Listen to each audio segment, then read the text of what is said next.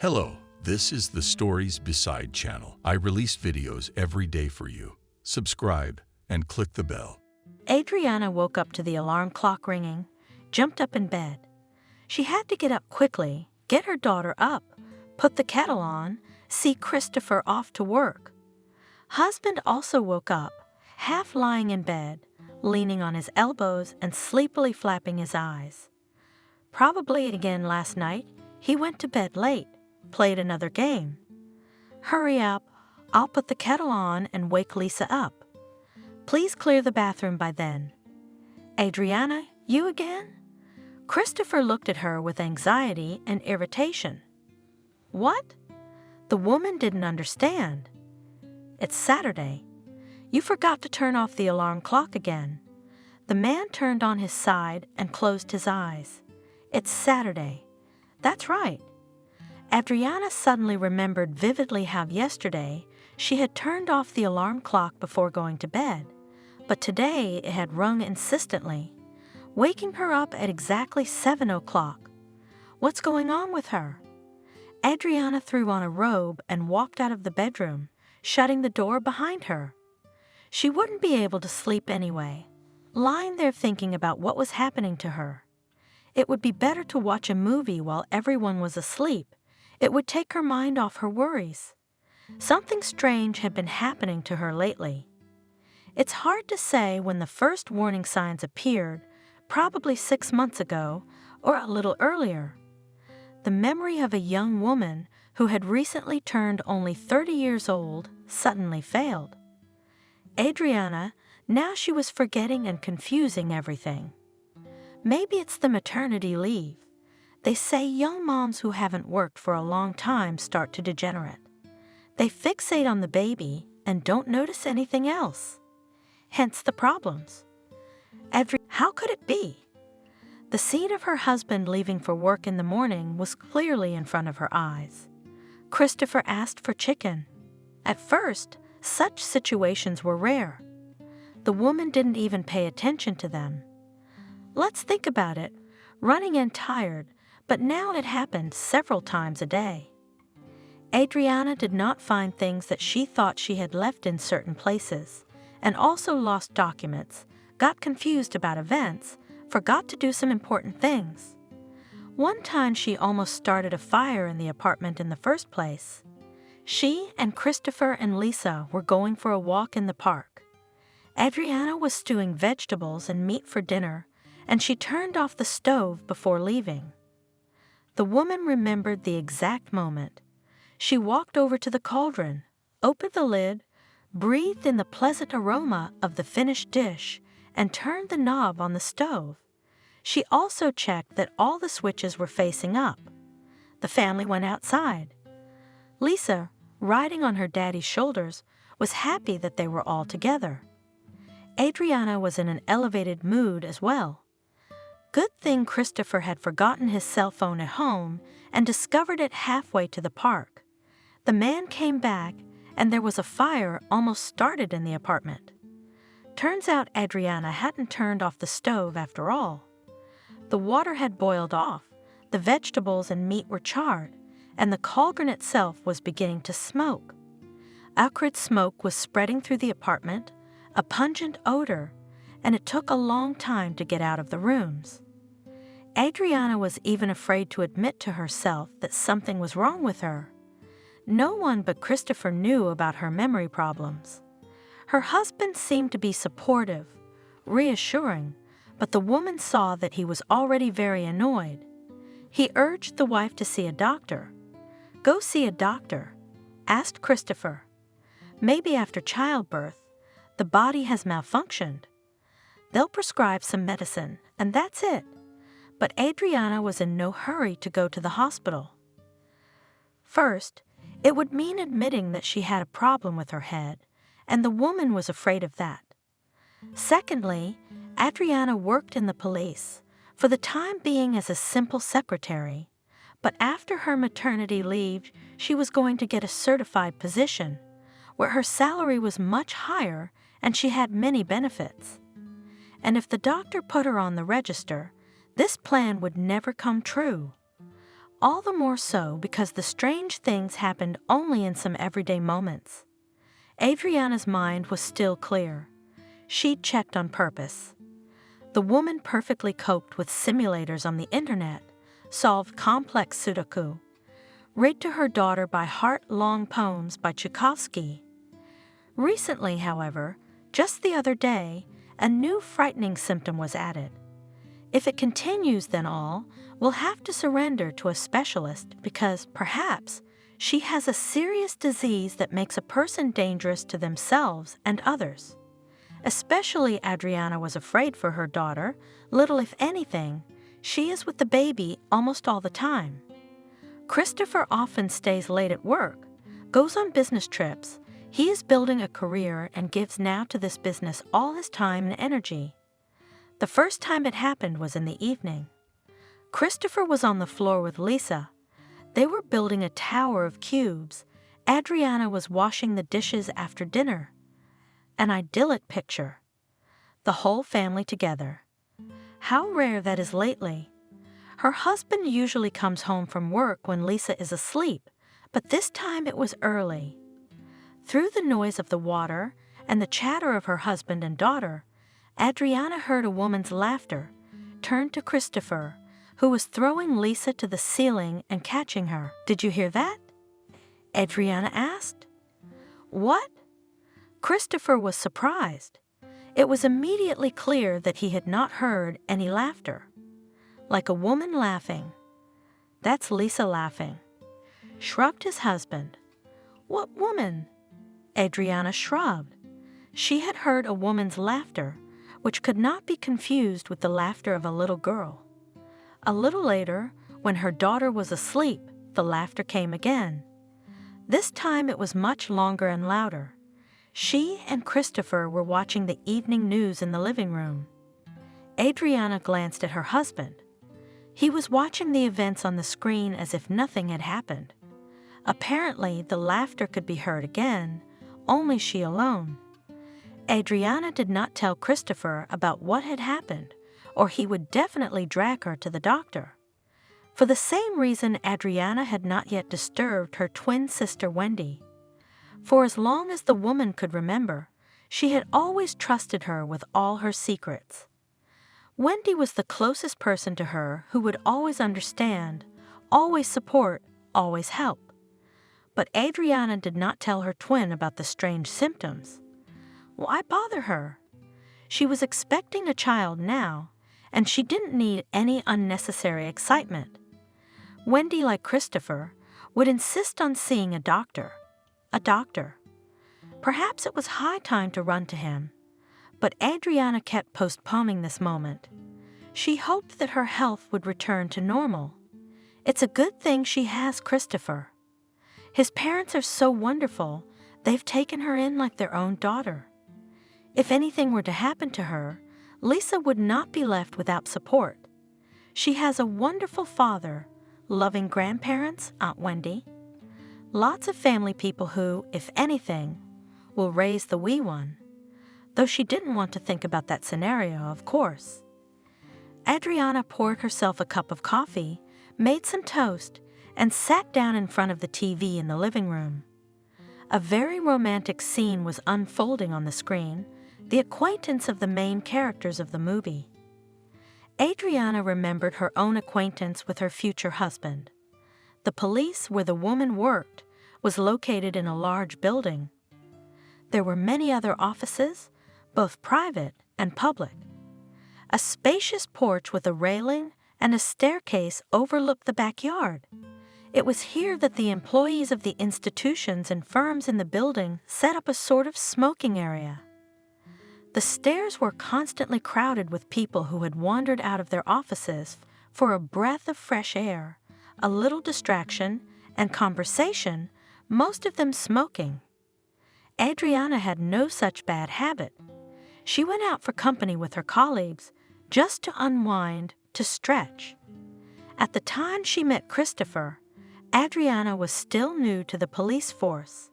Before that, she worked as a lawyer in a private furniture company, but she had to leave.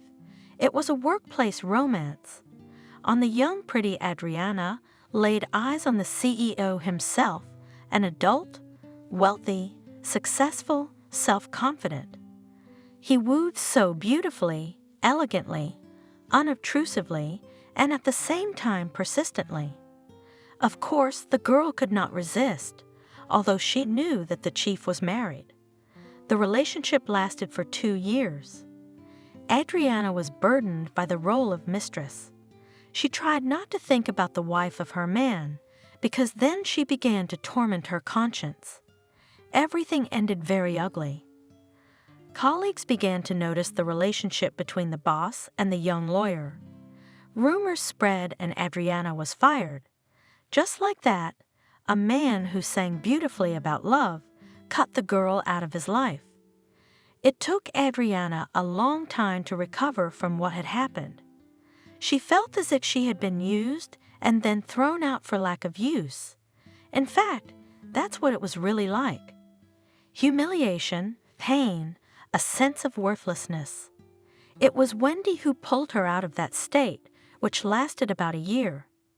She constantly braced her sister, turned on her life-affirming videos, dragged her shopping, convinced her that Adriana was beautiful and smart.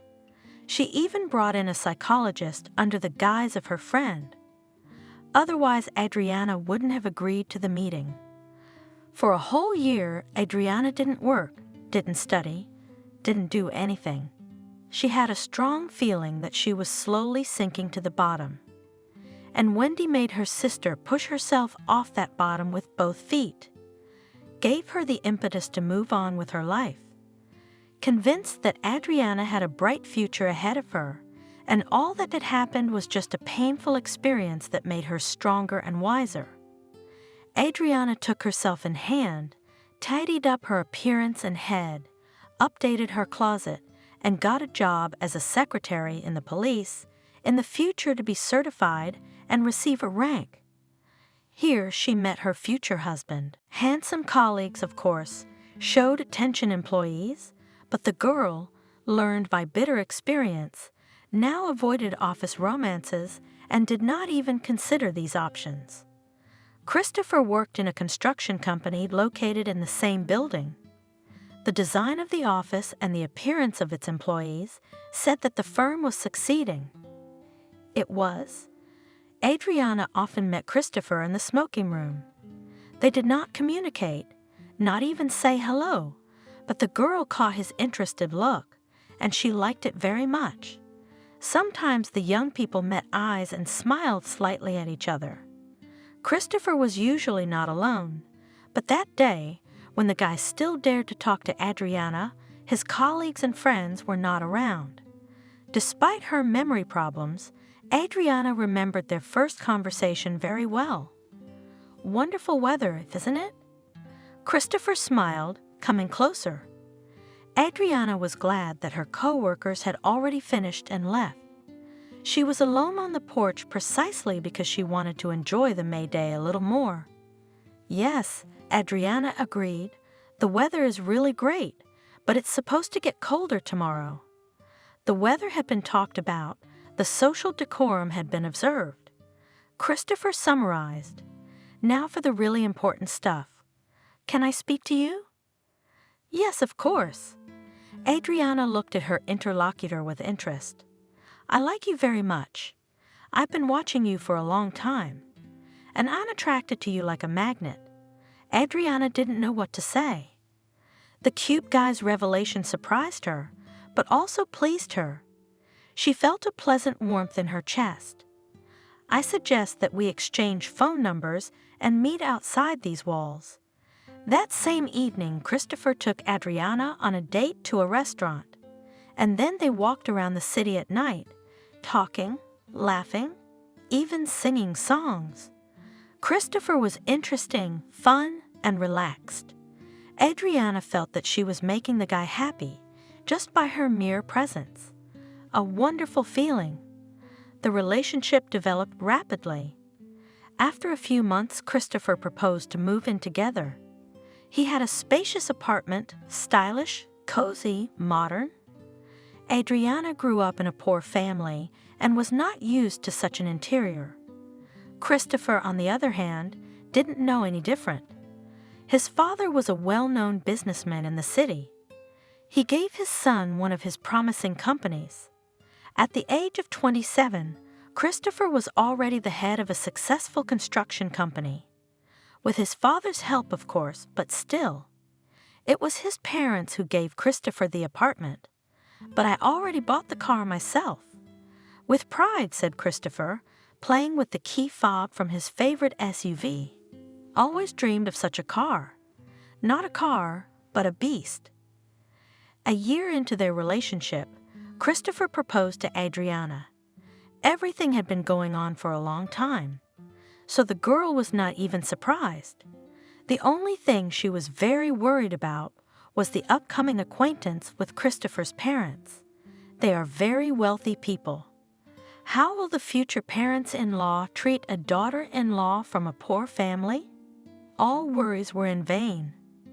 Christina and Benjamin accepted Adriana as their own. Christopher's mother complimented the girl, and his father constantly put the most delicious salads and appetizers on the guests' plate. We are so happy that Christopher finally decided to settle down. Christina confessed, "We wish you happiness. You will have a strong, harmonious family. And if there are any difficulties, we are always there for you. You can count on us." Adriana also liked Christopher's parents very much. They did not correspond to her stereotypes about rich people, behaved very simply, naturally, and sincerely. After the wedding, the newlyweds started to plan a child right away. Adriana wanted to become a mother, and her parents-in-law dreamed of grandchildren. Adriana had no doubt that her son or daughter would have loving and caring grandparents. But time passed, and the cherished pregnancy never came.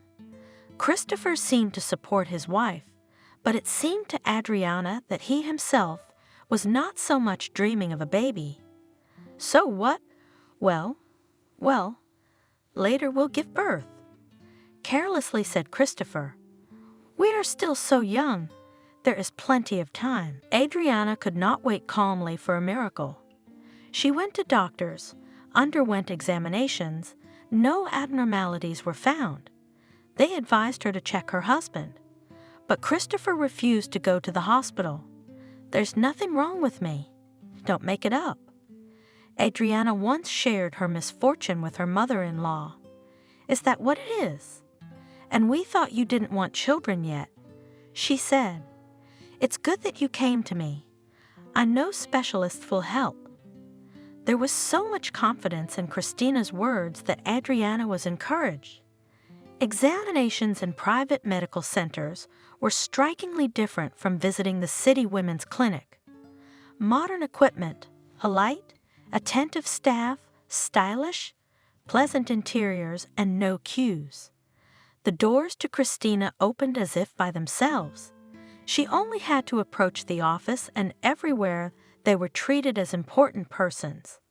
The problem turned out to be hormones. Adriana took the prescribed medication, and the next month she tearfully admired the 2 stripes on the test. "You see, I told you, everything will be fine," smiled Christopher. "I'm going to be a daddy now. How cool it is." Adriana expected a more emotional reaction from her husband. After all, they were almost 2 years to this happiness. But Christopher had become indifferent lately. He was always absent at work, more often on business trips. All his thoughts were about the firm, Adriana personal affairs. He was no longer interested, and compliments her, as before, did not shower, but respected, supported in everything helped. Perhaps this is the ideal marriage. Romantic period, well, it is, of course, a golden time, but it cannot last forever. Now their relationship is moving to a whole new level. They're about to become parents. Unbelievable. Christina and Benjamin, the news of the upcoming addition to the family, was ecstatic. The mother-in-law even wept, and the father-in-law gave his daughter-in-law a car. And me? jokingly offended Christopher. I was involved too. Then Lisa was born. Christopher was not a very caring father. Her temples rattled. The familiar world was crumbling. Now everything would change, and I didn't want that to happen.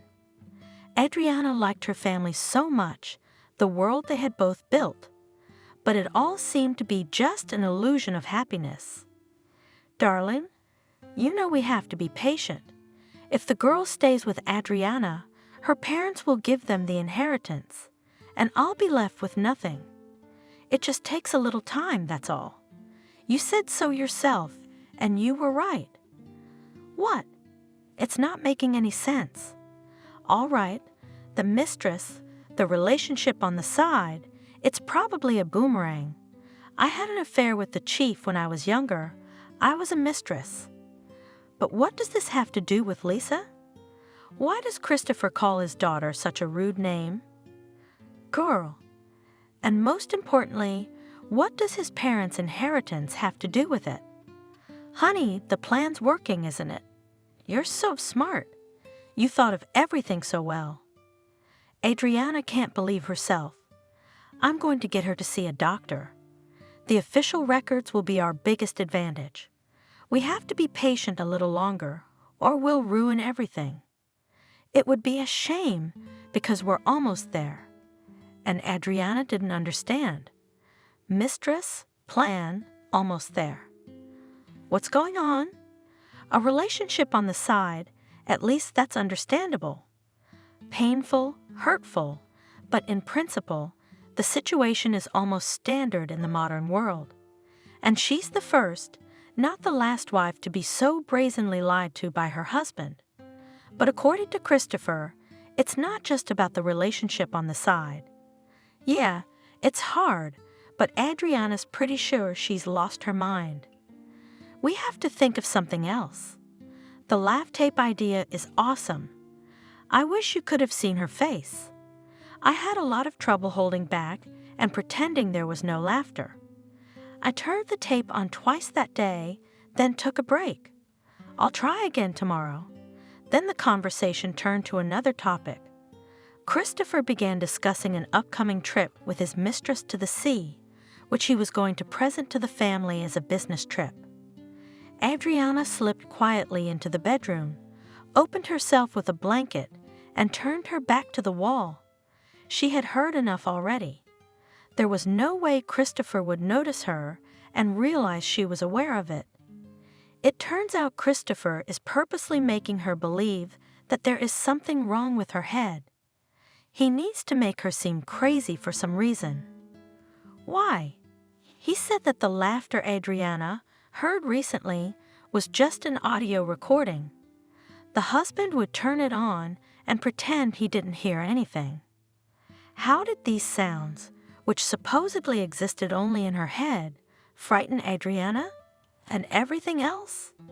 The woman suddenly realized that all the strange things were happening to her when Christopher was around. How had she not noticed it before? To her surprise, Adriana felt relief and even something like joy. Yes, her spouse was clearly up to no good, and she was being tricked. But she's healthy. She's fine. A chill suddenly ran through Adriana's body, even though she was covered with a warm blanket. What if all this overheard conversation was just a figment of her imagination, a sick imagination? How hard it was to figure out, I guess it was impossible to hide what was going on from everyone. I must call Wendy tomorrow. She had always had a sharp mind, and her sister would be sure to help her figure it all out. A couple of minutes later, Christopher returned to the bedroom, carefully lowered himself onto the bed, covered himself with a blanket. Soon his peaceful breathing sounded. His husband quickly fell asleep. But Adriana did not sleep a wink until morning. Heavy thoughts were studying in her head. There were more questions than answers. Christopher woke up from the insistent ringing of the alarm clock. His wife was not in bed.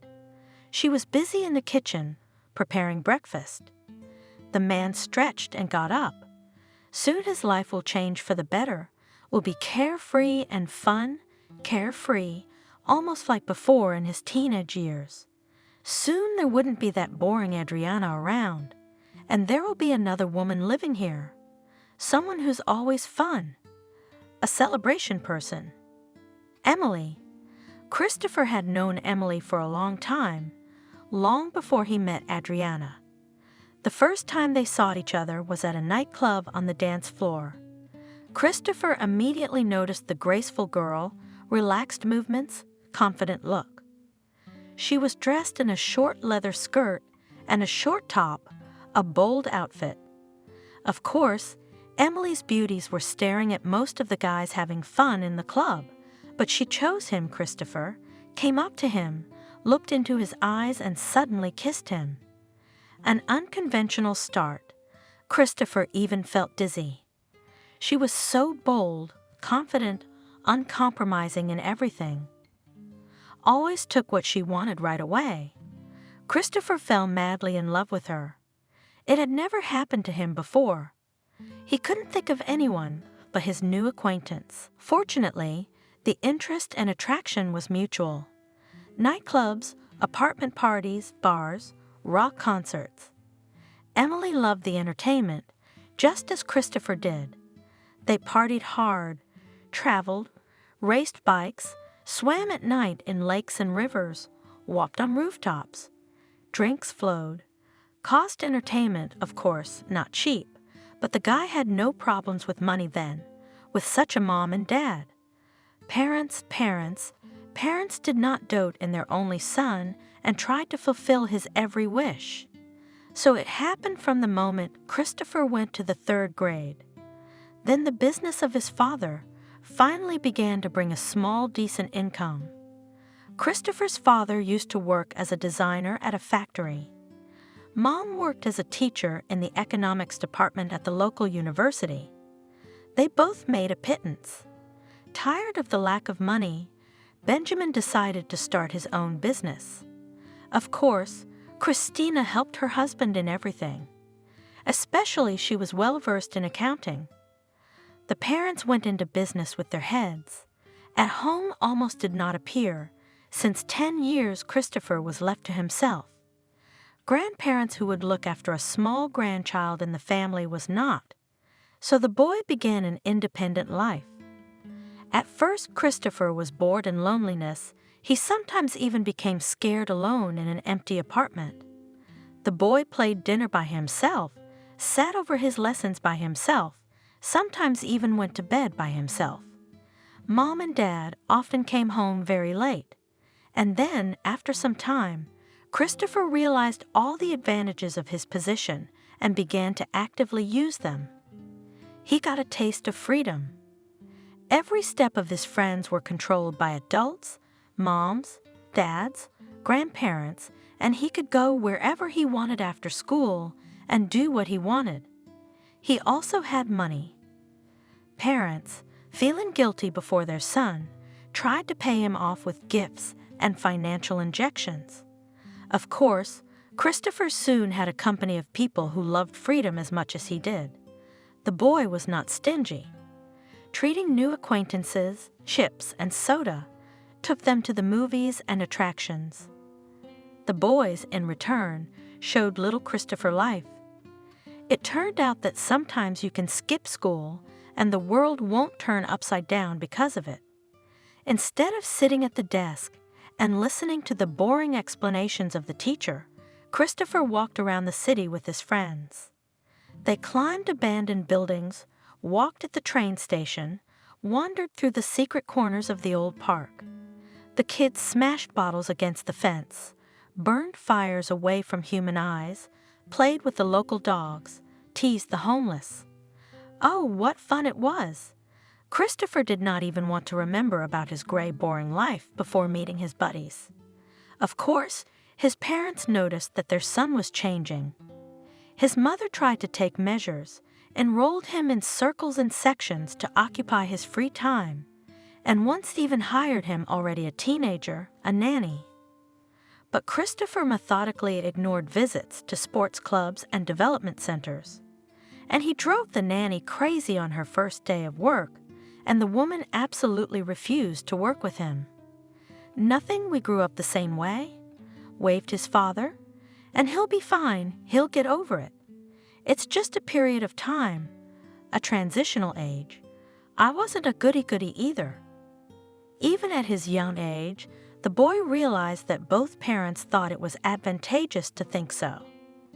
They invested so much time and effort in the business that there was no energy left for solving problems with their son, who was fighting off his hands. That's fine. Christopher was quite satisfied with it, and the guy was again left alone for a while. However, they began to give much less money, only for transportation and school lunch. It happened after the father smelled cigarettes from his son. "If you start, it will be hard to quit," he warned me. "The consequences are terrible, especially for those who start at such an early age. Your body is still forming. I understand that you tried it once out of curiosity, but don't you dare try it again." Christopher nodded his head obediently. He could hardly contain his smile. Tried it once.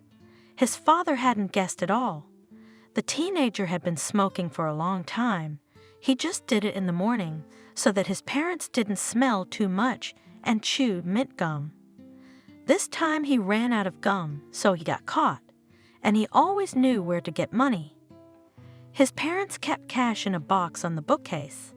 His parents' business was booming. By the time Christopher graduated from high school, it was a mini empire. Branches all over the city, regular customers, a big name, an impeccable reputation. The business was up and running. Parents were finally able to breathe a little. They had free time. They looked at their grown-up son and were horrified. Christopher turned into a careless party boy for whom the norm is to skip a week at school. The guy was kept, not expelled, only thanks to the fact that his parents sponsored the institution. On the eve of entering the university, Christopher was not interested in anything but girls, clubs, discos. He socialized with the same as himself, pro-lifers. The guy enjoyed authority among his friends. Of course he did, because he usually sponsored the parties. Christina took her son seriously. It turned out that in school, the son all these years only listed. He'd been skipping school, wandering around. Naturally, he didn't do his homework. The gaps in his education were appalling, and Christopher sincerely did not understand why he should study. He saw that in the modern world, everything is decided by money. His parents had no shortage of finances.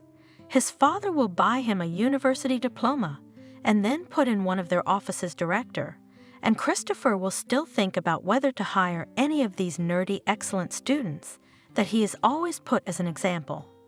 But the mother did not agree with this approach.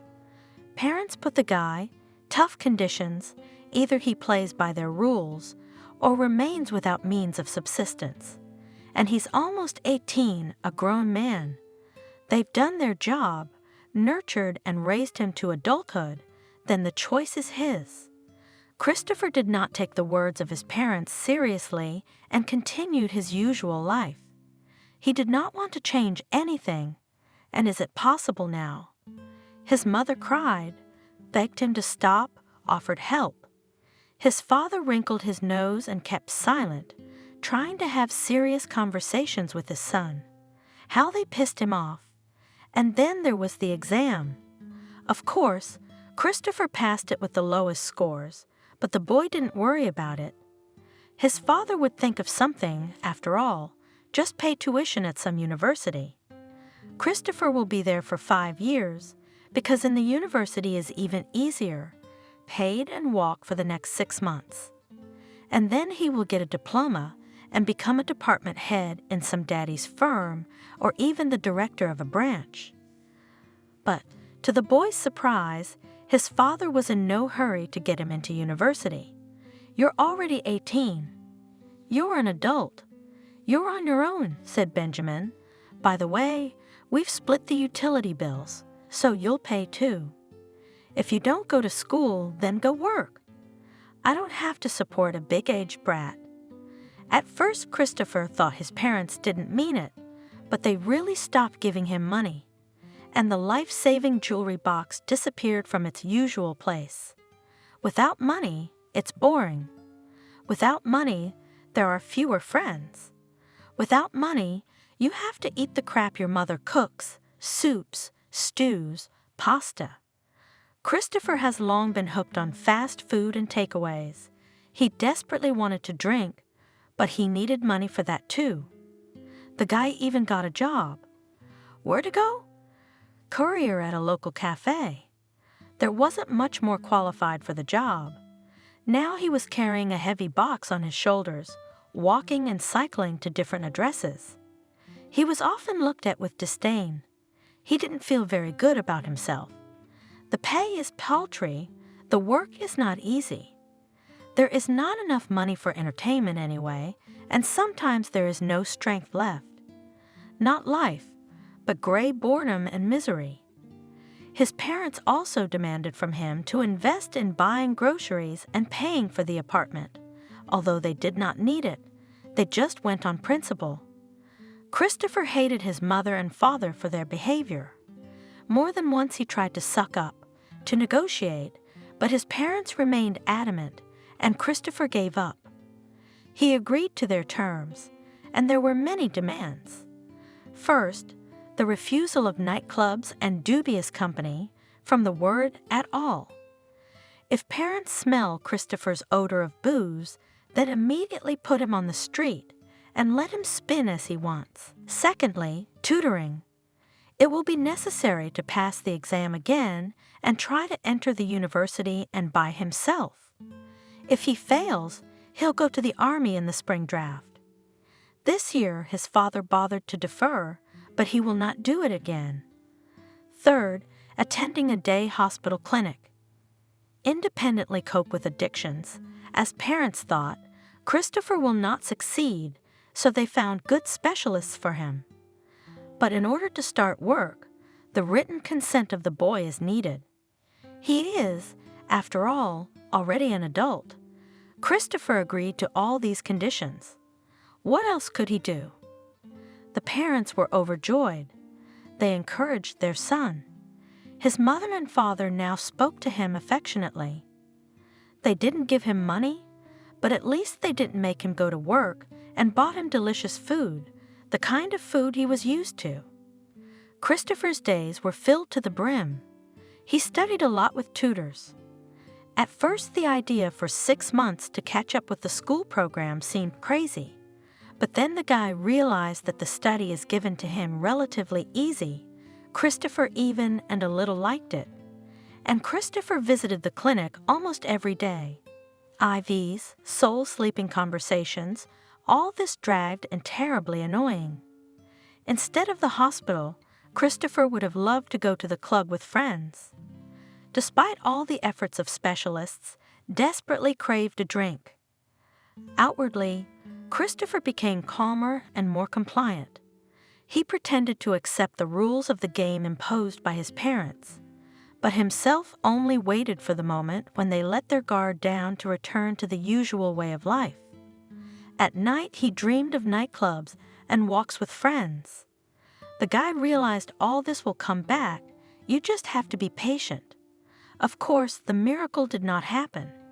Christopher did not pass the exam for high scores, but the result was average, even a little higher, which in his situation looked like a real victory.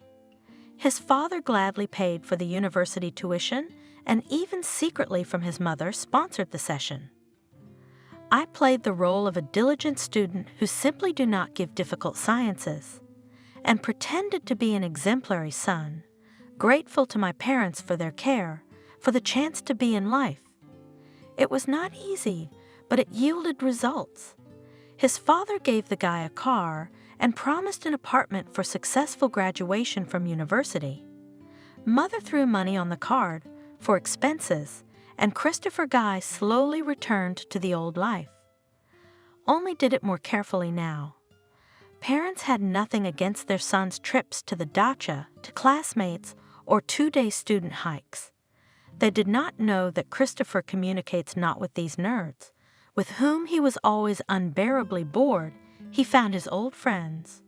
Or rather, they found him when they realized that he was back in the money. Entertainment was back in his life again. Growing up, Christopher was being more careful. He didn't want to arouse the suspicion of his mother and father. And he managed it up to a certain point. By that time, the guy had already graduated from university. He lived in his own apartment, given to him by his father, drove a luxury car, and as expected, worked as director of one of his father's firms. True, all the work was done by the deputy. A smart and responsible guy, James. His father trusted him like himself. Asked him to tell Christopher what and how the company is organized. James at first tried to bring information to his new young chief, but then waved his hand and continued to run the branch on his own. Christopher was fine with that, and James was fine with it too. A few merry years flew by. Christopher liked his new life away from his parents. It was easier to hide habits, and now there was more money. The director's salary allowed to luxuriate. Christopher's girls became prettier, entertainment sophisticated, booze more expensive and refined. The guy enjoyed the new status and changes in his life. Everything was working out just fine. You just have to be careful not to show up in front of your parents drunk, not to come to work after partying. And then the guy meets her, Emily, and he's gone. Fell in love like a boy. She didn't bother him with attention, didn't threaten him with responsibility. It was Emily who offered the guy an open relationship. Why do we need these stupid restrictions? The girl once said, and if you or I like someone else, why should we hold back? Life is one, we should live it to the fullest, take advantage of the chance. The guy agreed with her 100%. He thought she was the wisest person he knew. Emily did not hide that she was attracted to him, including his money. She liked to drive around the city in a beautiful car and dine in restaurants. But according to the girl herself, much more she loved in Christopher his inner freedom. Not everyone has that. There are probably only a few people like us. We are not limited by stereotypes. It seemed to Christopher that the golden couple would last forever. But his mother had a new condition. Unlike Emily, Christopher was still not completely free. He had to adjust to his parents and their idea of an ideal son. Otherwise he would have lost his financial support and would have gone back to work as a courier. Apparently, Christina was beginning to suspect something. Perhaps there were rumors at work that the boss likes a fun life and does not devote much time to business. Anyway, one day the mother invited Christopher to a serious conversation. The son prepared himself. In order to disguise the dark circles under his eyes, the consequences of a sleepless night, and he even had to use Emily foundation. He must look fresh and trim. His mother invited him into the living room. The table was already set there. His mother had made pilaf, which Christopher had once adored, but now he couldn't stand that greasy home-cooked meal. I heard that you're back to your old ways. Mother's eyes were filled with worry. I'm not telling my father yet, and I don't want to worry him. He's got enough problems as it is. You're seen in dubious company. Are you drinking again? Are you drinking again? No, really? Christopher assured me with a sincere smile. I don't know who's telling you all this, but they're lying. The pilaf is amazing, by the way. Just a taste from my childhood. Christopher, how hard did it take us to get you back to normal? Men can barely contain their irritation. Normal life? That gray, boring reality, which he, according to the wishes of his parents, existed for several years, was not a normal life for him. And even now he had to lurk. Although he is already over 25 years old, and he is the director of the company.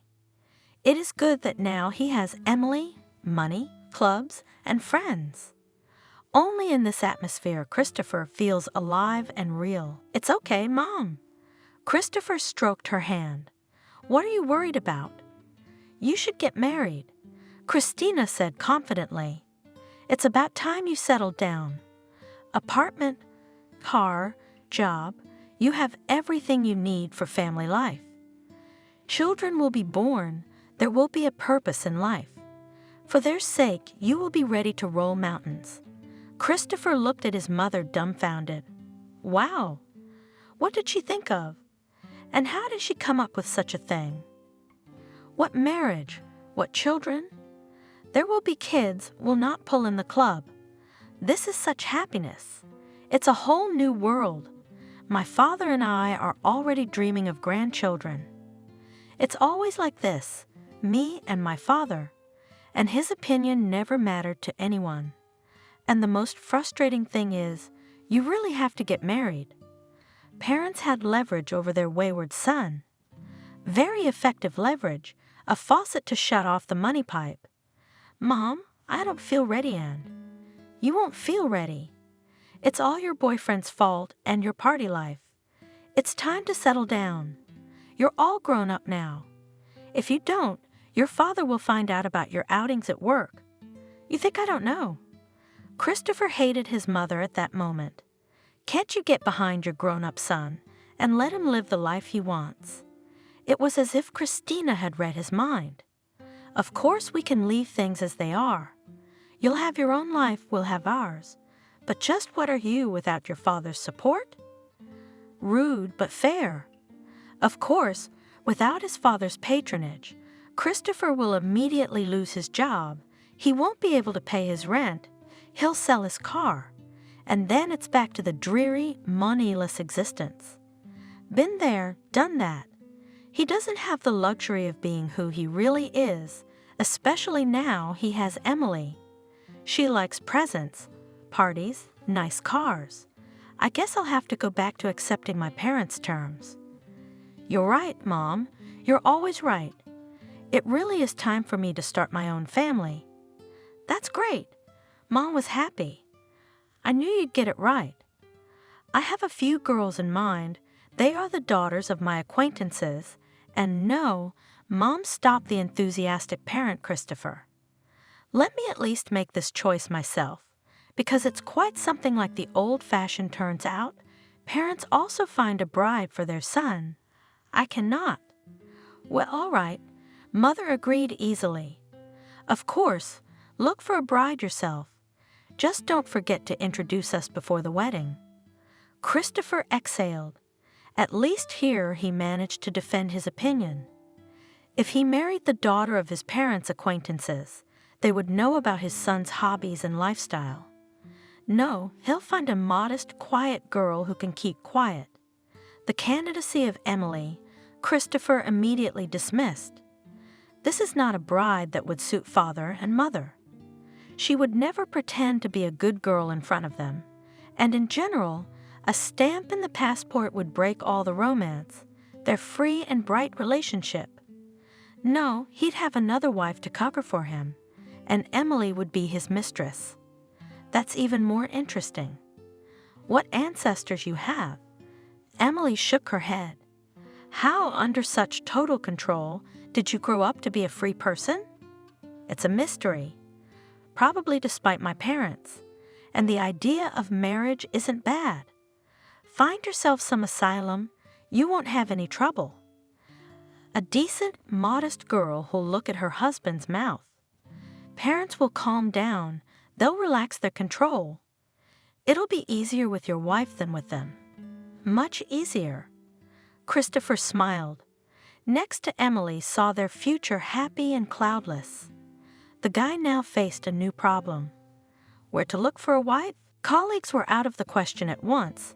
All of them communicated with James, and the latter, in turn, was on a short note with Benjamin. Then there would be too much information about Christopher's personal life. It wouldn't do any good.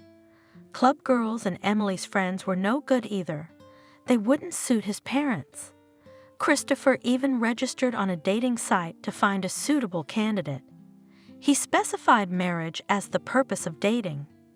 This made his profile popular, but none of the ladies who responded did not suit Christopher. Mostly they were women older than him, with little attractive appearance.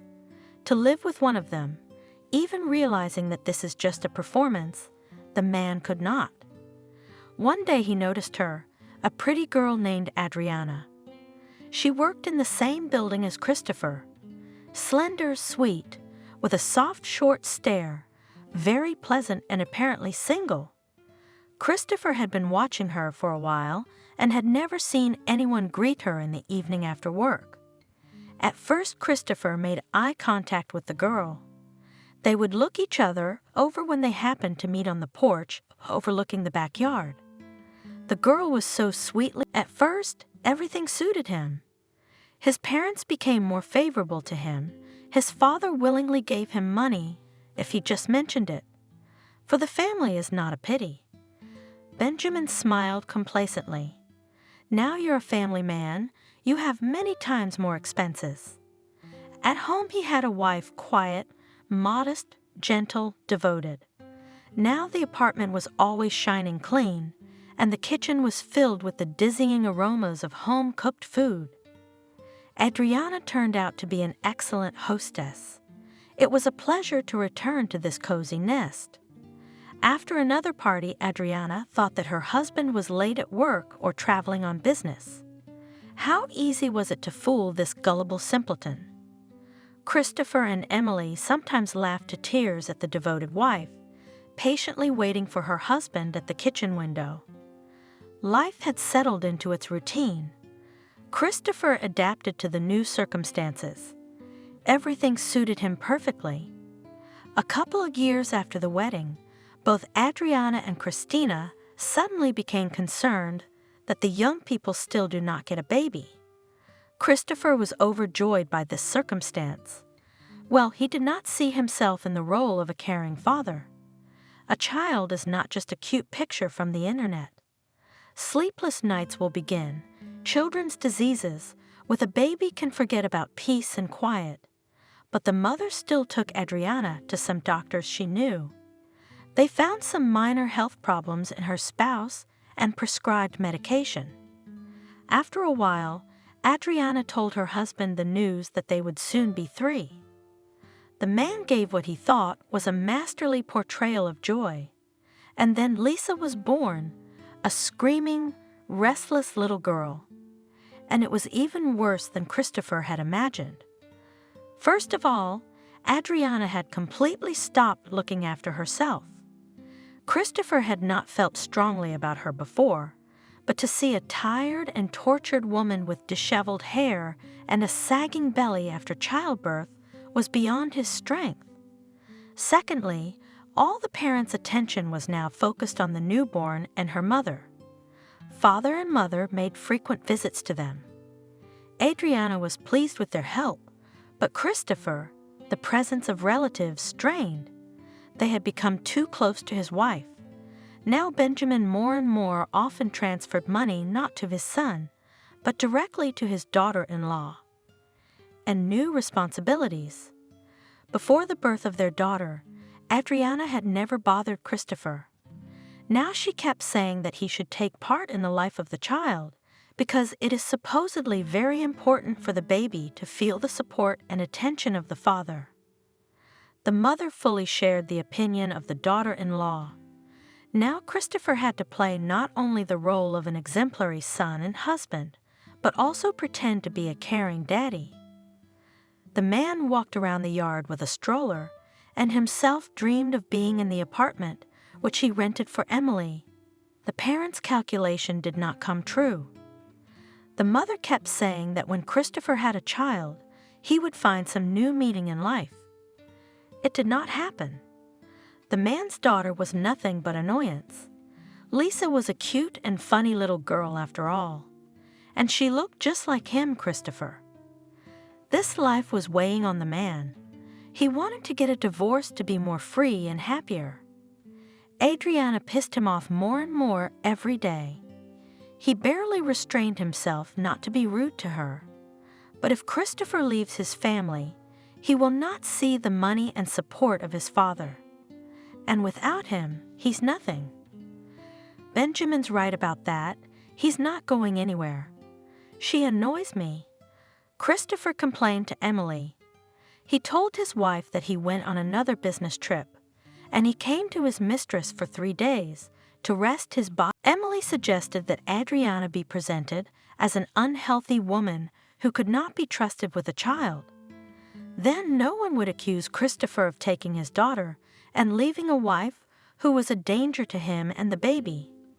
Will Adriana be put in a clinic, or will it be some kind of home treatment? Either way, Christopher will get rid of the annoying spouse and won't have to part with all the financial perks from his parents. That's great, of course. Christopher agreed. But what am I going to do with Lisa alone? Do you know how much Adriana takes care of her? I can't do that. You don't have to.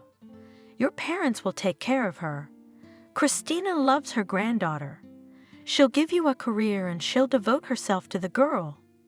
You're probably right. That's probably what will happen. But how can I imagine Adriana being insane? She's shallow and naive for her age, but she's not stupid, is she? You're beginning to ask the right questions. Emily said with a smile of a boa constrictor. Her eyes shone like 2 bright stars, incredibly beautiful, not like the simpleton Adriana. I have a few ideas. It's very simple. Christopher was amazed at Emily's imagination. He'd known her for so many years, but he'd never realized how imaginative she was. A woman like that is better to have as a friend than as an enemy. And she certainly shouldn't be crossed. They began to act with harmless manipulations. When the wife fell asleep, Christopher moved her alarm clock an hour earlier or later. And in the morning, Adriana could not understand how it happened. She remembered exactly that the day before she had set the clock for a different time. Then the requests. Christopher didn't do it every day, otherwise it would look too suspicious, but periodically he asked Adriana to cook 1 dish for dinner, and in the evening he demanded another. And he would assure her that it was this other dish that he had been talking about in the morning. Christopher discreetly swapped things wife and child, hid Adriana keys and documents, called from her phone to unknown numbers, posted on the page wife strange photos and pictures on her behalf. And once, before the family went for a walk, he turned on the gas burner under a pot of stewed vegetables. Then he came back for his supposedly forgotten cell phone and prevented a fire. The scene was spectacular. The burnt pot, the apartment full of smoke, the bitter odor of burning, which took a long time. The man did as Emily suggested. He recorded on a dictaphone the cheerful, ringing laughter of his mistress, and several times turned it on Adriana. Emily was right. The sounds really frightened her spouse. She became pale and even more anxious. She lost her appetite and slept. Adriana, now restless, jumped up from every rustle. And when Christopher looked through his browser history, he saw that his wife was looking at the websites of doctors in their city. So the ice had broken. Adriana has made up her mind after all. She's choosing a specialist. That's good. The plan is working. There's not much left to do. The next morning, when Christopher left for work, Adriana called Wendy and asked her to come to visit her. Her sister gladly agreed, and by 12 o'clock she was already there. Adriana felt great joy and relief at the sight of her family member. "You are growing." Adriana smiled, pointing with her eyes at her sister's enlarged belly. She was due in a month. Wendy was moving slowly now and a little wobbly. Of course. The guest smilingly stroked her belly and turned to the little man inside it. Soon you will see your mother and aunt." The sisters went into the living room and made themselves cozy in the armchairs. On the table there was a fragrant pie with chicken and potatoes, and cups of tea were smoking. At first the women took a bite, chatting about the most common everyday topics: cold weather, approaching winter. And then Adriana made up her mind. "We need to have a serious talk," she said. Her sister immediately tensed up, realizing that it was about something really important and troubling. Tell me everything. You know I'm always on your side." And Adriana began to tell her story. Her story, put into words, sounded like the plot of a thriller. Wendy's face grew more and more anxious as Adriana described her symptoms. But when she told about the overheard telephone conversation, Christopher with the mysterious interlocutor, the sister exhaled with relief and even smiled. "It all makes sense," she summarized.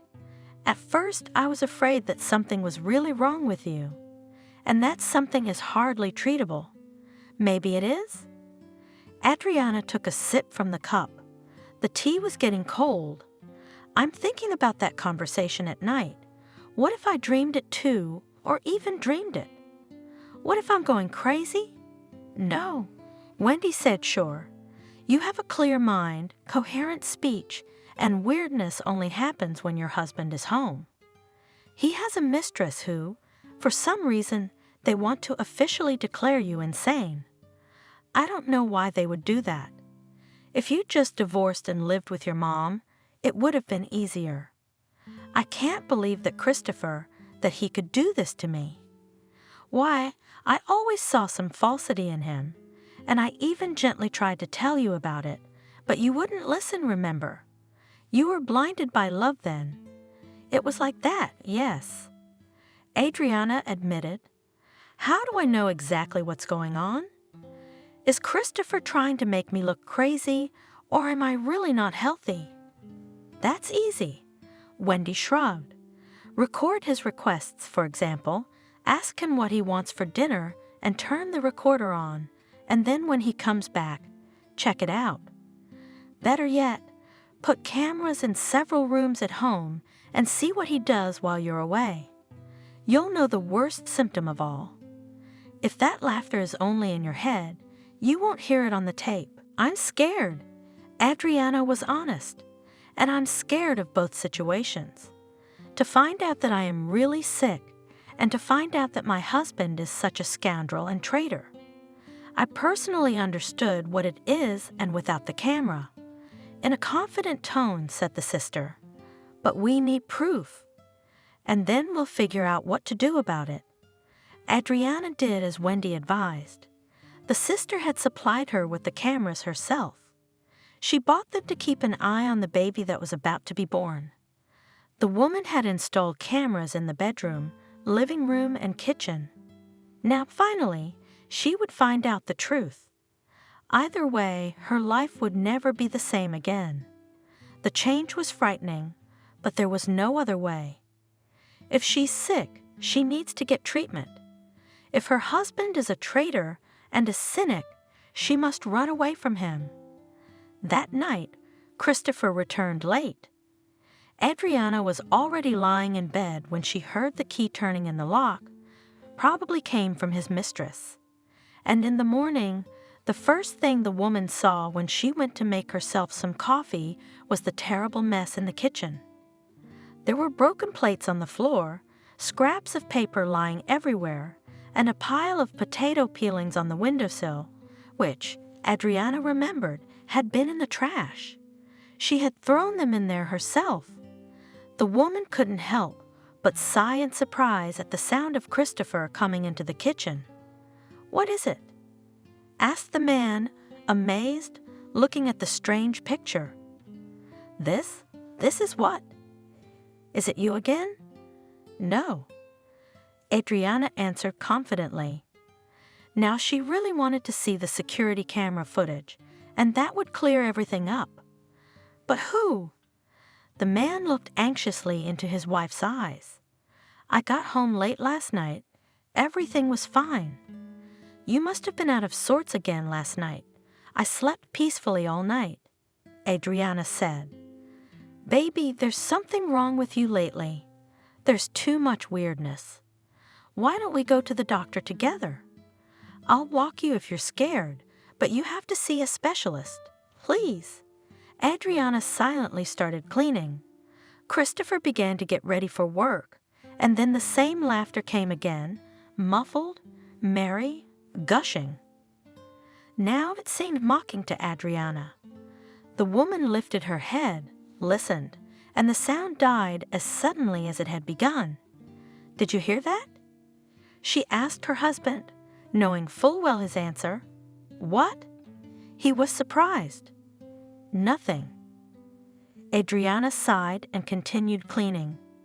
As soon as the door closed behind her husband, the woman immediately rushed to the camera, pulled out a flash drive, inserted it into the laptop, pressed the view button.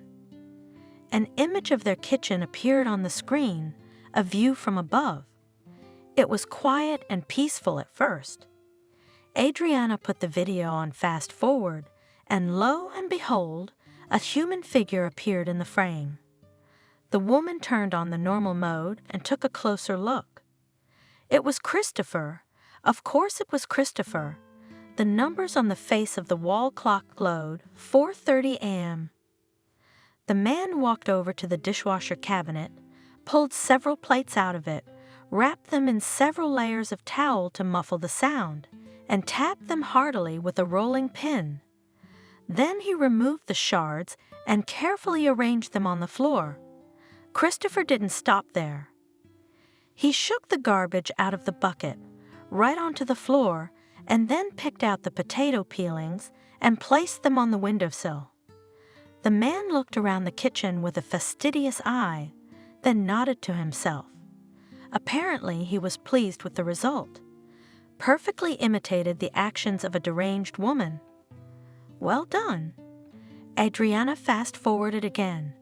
The window brightened, and she appeared in the kitchen. The woman paused the funny movie. She needed to breathe.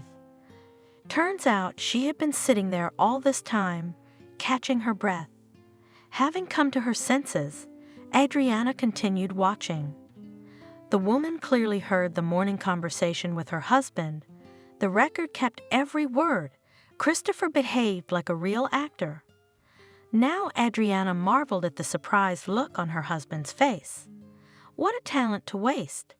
He should be on stage. The woman waited for the main moment. Will there be a nasty laugh, or is it a figment of her sick imagination? Yes, and Adriana heard the laughter that had recently become her nightmare. The camera recorded everything, and how Christopher discreetly turned on the tape recorder in his pocket, and how he was surprised when Adriana asked him if he could hear the sounds. The woman turned off the video. There was nothing else of interest there anyway. She leaned back in her chair and exhaled in relief. Yes, Christopher had turned out to be a bastard, but more importantly, she didn't have to fear for her mental health. That couldn't have been more gratifying. However, new questions immediately came to mind. What to do now? What to expect from Christopher? Why did he have to present her as a freak? Why not just leave her for a new lover? Since he cared for her so much, unable to fight her emotions on her own, Adriana dialed her sister's number. She immediately took a cab, and in half an hour, she was at Adriana and Christopher's apartment. Wow. Wendy stretched after watching the tape. Well, now everything is clear. Keep the cameras on, so we have more evidence. Okay, but what's the next step? And then go to court, of course. He and his mistress are committing a crime for which they should be punished. That's all. Well, I don't know. And Adriana shook her head doubtfully. I just want to get away from him. Where to? Wendy asked. To her parents' studio apartment, where her father and mother had recently moved her elderly grandmother from the village? No. You and Lisa, both of you, have the right to live in much better conditions, by law, by the way. As a lawyer you can't help, but know that. This is so unpleasant. And it'll be even worse when your hubby realizes you're aware of his actions. Get ready. This probably won't end in a day. Too bad you don't have any strong allies. I wish I could help you. What can I? Just moral support. I do have allies. Adriana suddenly had an epiphany. Christopher's parents. I don't know why, but they're always on my side. They're supportive. They give me gifts. They adore Lisa. It's really weird. Usually parents are always on the side of the kids. The in-laws probably know something about their son. You should talk to them. Call, set up an appointment, and make sure you show them the video. Maybe Christopher's parents will shed some light on this story, and we will understand why he behaved this way, and not just demand that you divorce as a normal person would do in his place. And Adriana immediately called Christina and asked her to come over. She agreed without question. Wendy, Adriana asked her to stay. I felt more comfortable with my sister. Of course I'll stay. There's no way I'm leaving you in this situation. Christina, as usual, showed up with gifts for Adriana and Lisa. She also brought a beautiful cake from an expensive pastry shop. You girls look so much alike. The woman splashed her hands. I can't get used to it. When we were kids, we used it a lot. Wendy smiled, especially at school. Adriana, you look tired and worried, don't you? The mother-in-law remarked, giving her daughter-in-law a glance. Is something wrong? Is that why you called me? Yes, something's wrong. And to understand what's going on, I need your help. The woman turned on the morning video to her mother-in-law and then told the whole story in order. Christina listened silently, caught every word, did not interrupt. Only sometimes a heavy sigh escaped from her chest. So nothing is over. Sadly, summarized her mother-in-law when Adriana finished her story. I had hoped that it was over, that he had really gotten his act together and changed. Is there something I don't know? Adriana clarified. It turns out you are. Christopher, it's our fault that he's like this. My husband and I built the business, gave it our full attention. In the meantime, Christopher was on his own. He got involved with a bad company and stopped studying, and this is the result. Then we caught on, tried to fix it. Tutors, the best doctors, strict supervision. We thought we'd done it. He stopped using and didn't see those shady friends anymore, only I always suspected Christopher was faking it. Just chasing the bad thoughts away, convincing myself that everything was fine. Wow! Wendy sighed. And I would never have thought your son had such problems. He does, apparently. I guess life has taught him to be a master of pretense. We threatened to take away Christopher's money and inheritance if he went back to his old ways. Without his father, without his money and his connections, Christopher can't do anything. It's sad to admit, but it's true. So he tries his best, playing the role of a model family man and perfect son. But Christopher has gone too far this time. I still don't get it. Adriana shook her head. If he's such a party animal and a pro-lifer, then why did he marry me? Why would a man like that need marriage and all that responsibility? My bad, Christina confessed. I thought that if my son got married, he would settle down. I also hoped that having a child with him would work a miracle. It would give Christopher an incentive to be better, more reliable, more decent, and change his worldview, but obviously that didn't happen. And yet, Wendy pitched forward, so gripped was she by the whole story. And yet why such an elaborate scheme? Well, he'd had enough of his wife and child. Wouldn't it be easier to just get a divorce and go back to his partying? I've got it all figured out, suddenly Adriana said. Christina and Benjamin set a strict condition for their son, either a normal family life or they deprive him of financial assistance. Am I right? You're right. The mother-in-law confirmed, lowering her eyes. Only now I realize it was our mistake. We put a lot of pressure on our son, out of good intentions, of course, but everyone suffered as a result. Christopher knew that all our assets were in Lisa's name. And we also threatened that if he hurt you, we would sign over a lot of things to you and leave him with nothing. That's it.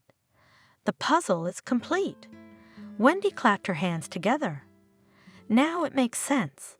So Christopher wanted to make Adriana look crazy so that he could become the sole guardian of your daughter, the heir to your entire fortune, and in doing so, appeared to you as a victim of circumstance. His wife went crazy, poor guy, and now he's a single father suffering for the loss of his beloved. What about Adriana? She'd be institutionalized, deprived of contact with her daughter, and no one would trust a word she said. How awful. Yes, the plan is monstrous. Christina agreed, and especially hard to realize that its initiator, my son. There is also his mistress. Adriana reminded me glumly. My intuition tells me that she is the main manipulator, and Christopher, there are a lot of good things about him, and your plan partially worked. He works very hard, he stays late a lot, he travels a lot, he has a lot of good in him. Christina and Wendy looked at Adriana with a look of pity on their faces. Didn't you understand anything? The sister was surprised. How naive you are. Christopher and his mistress had it easy with you. There were no business trips. Christina shook her head. Christopher decides nothing at all in the company. Only James always takes care of everything. He goes on business trips if necessary. Christopher used to cover his job so that he could go out to bars and have fun with his friends and his mistress. But I still couldn't believe it. I thought there was a lot of good in Christopher. Adriana clung to her last hope of proving that her marriage wasn't all lies and illusion. Yeah, it doesn't matter. The mother-in-law waved her hand. Now let's decide what to do next. Christopher stood at the door of his parents' apartment. His mother had asked him to come over after work. Strange, of course, but interesting too. Maybe she wants to give him a special anniversary present. Something global, a new apartment, a car, a large sum of money. She thinks he's the perfect son now. He's working hard, raising a daughter. What's not to like? Oh, you look great. Christopher complimented his mother when she opened the door. Light makeup, well-groomed hair, stylish pantsuit. Mom, are we having company? Yes, nodded Christina, letting her son into the house. Come into the living room. Adriana? Wendy? Surprised, Christopher entered the room. You're a father. Why are you here? You're supposed to be in a meeting, aren't you? There are more important things than work, replied Benjamin. It's a pity I realized it too late. Christopher began to suspect something. Everyone was looking at him strangely, as if they knew about his and Emily's plan. But it's impossible, simply impossible. What is the occasion for which we are gathered here? Christopher tried to seem calm and natural. He sat down at the table, opened a bottle of soda, filled a glass. My anniversary is like only a week away. We all know, Christopher. Adriana couldn't take it anymore. You deliberately drove me crazy. Planned and methodical. And we have proof. What? The man couldn't believe his ears. Mom, Dad, what is she saying? Christopher, I saw it with my own eyes.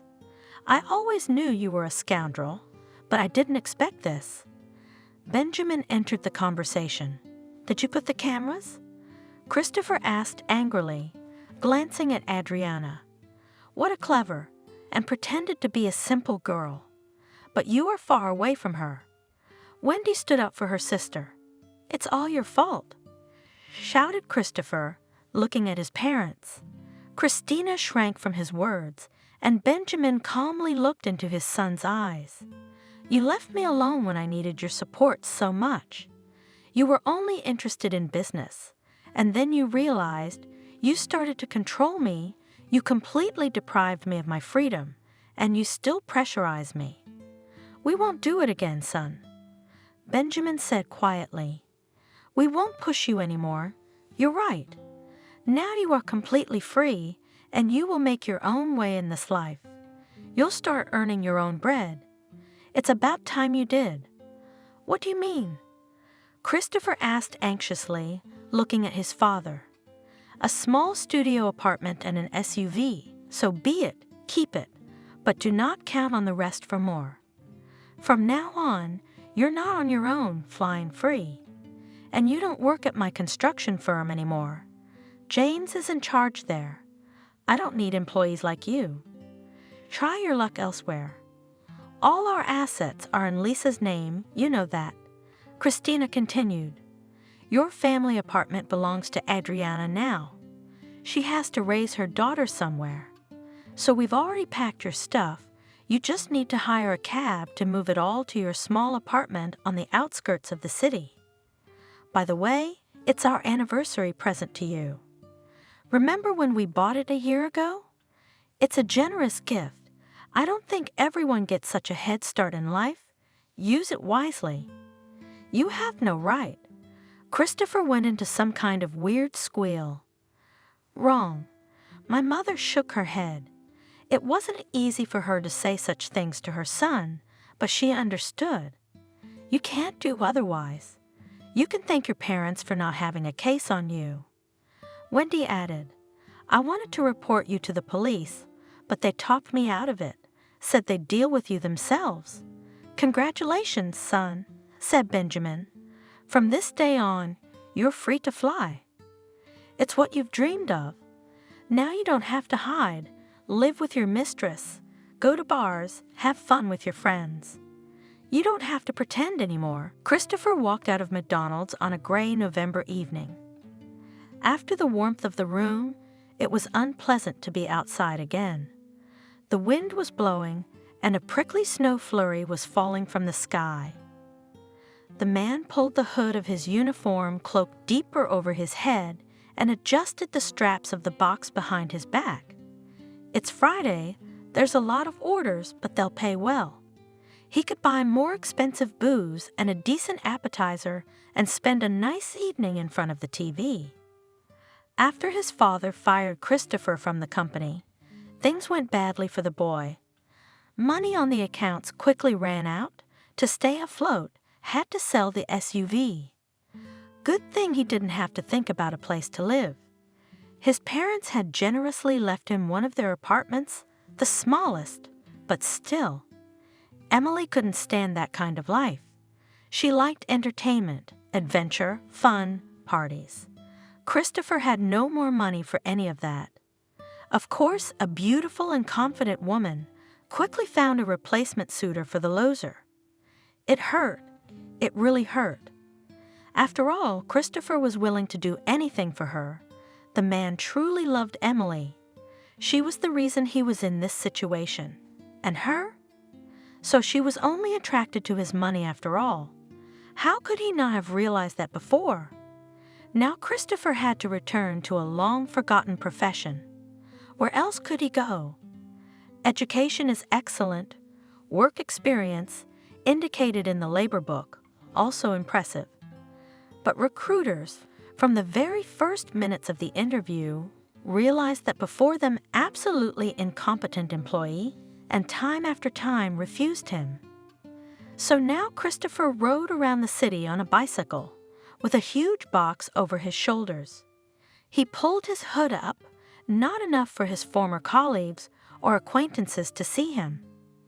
One day he was delivering pizza for a holiday party at a children's center. He was surprised to find his daughter among the children. Lisa looked like a princess in a lush pink dress and with an elegant crown on her head. Christopher involuntarily admired the little girl, even smiled. And suddenly the man slammed his palm on his forehead.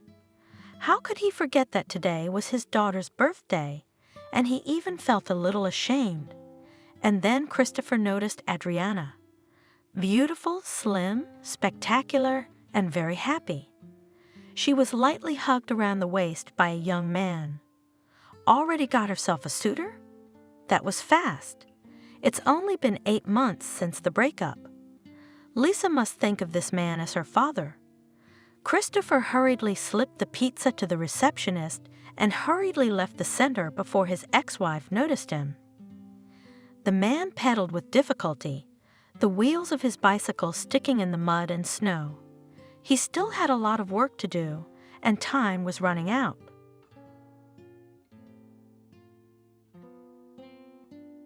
Subscribe and click the bell.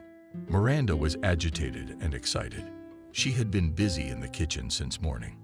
In the middle of the day, her refrigerator was no longer able to hold the numerous appetizers and salads. On the stove, there was a huge pot of roast from the oven. Came intoxicating aromas of such a pie with berry filling. The woman was still circling between the table and the cupboard, figuring out what else she could create from the food at her disposal. Despite the abundance of dishes, Miranda felt that she had prepared too little food and the guests would go hungry. And the guests were expected to be important. A few days ago, Miranda and Sebastian Jenkins' daughter accepted a marriage proposal from her fiancé David for the city. And today, Jenkins was scheduled to meet David's out-of-town parents, and Miranda was terribly afraid of making a mess of things in front of her new in-laws. She looked thoughtfully into the refrigerator, wondering if she should add some raw slices to the existing slices. When Sebastian's husband entered the kitchen, assessing the situation, he walked over to his wife, put his arm around her and gently pushed her away from the stock of provisions. "Miranda, calm down," he said affectionately. "You've already cooked enough to feed a company of soldiers. The guests won't eat it. They won't even be able to taste it." Do you think the woman was hesitant to go to the refrigerator? "I keep thinking there's something missing. Everything is enough, and even with a surplus," reassured her husband. "You'll see for yourself. Then we'll finish it for 2 more days, as if you're not happy about it." On the business of Miranda's husband, he laughed. "Glad, of course. A kitchen full of goodies. Of course I'm glad. I see you're sweet and sour, and the meat's confused. Why are you trying so hard?" "Me and Kevin are nervous," my wife confessed frankly. "What if we don't like each other? What if something goes wrong? The first impression is the strongest. David's parents won't like some little thing. That's it. And we have to communicate with them later about the wedding, and in general with relatives to be friends. And there's a big age difference between us. Maybe we won't hit it off." Sebastian and Miranda married late after 30, and their daughter was born even closer to 40 years old.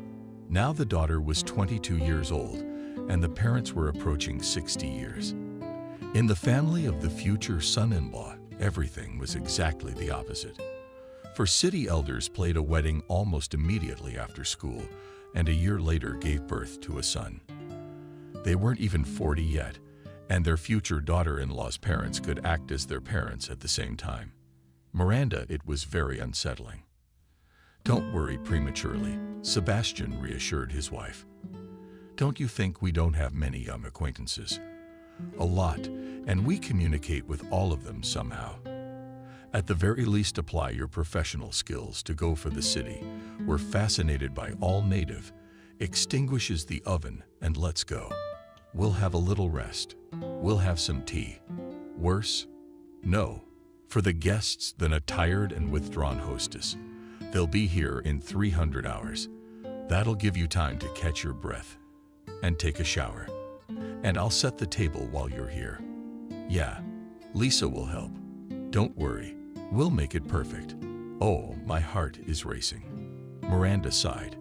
"And if something goes wrong, Lisa will be upset too." Lisa was the name of the Jenkins daughter, the bride-to-be, which is what all the fuss was about. Actually, Miranda wanted to name her daughter Lisa, and Sebastian was fine with it. But as often happens, the young mother had no time to deal with the paperwork for the baby. and this duty was entrusted to the newly minted father. But here's the trouble. On the day when Sebastian was going to visit the registry office, he was attacked by some insidious virus.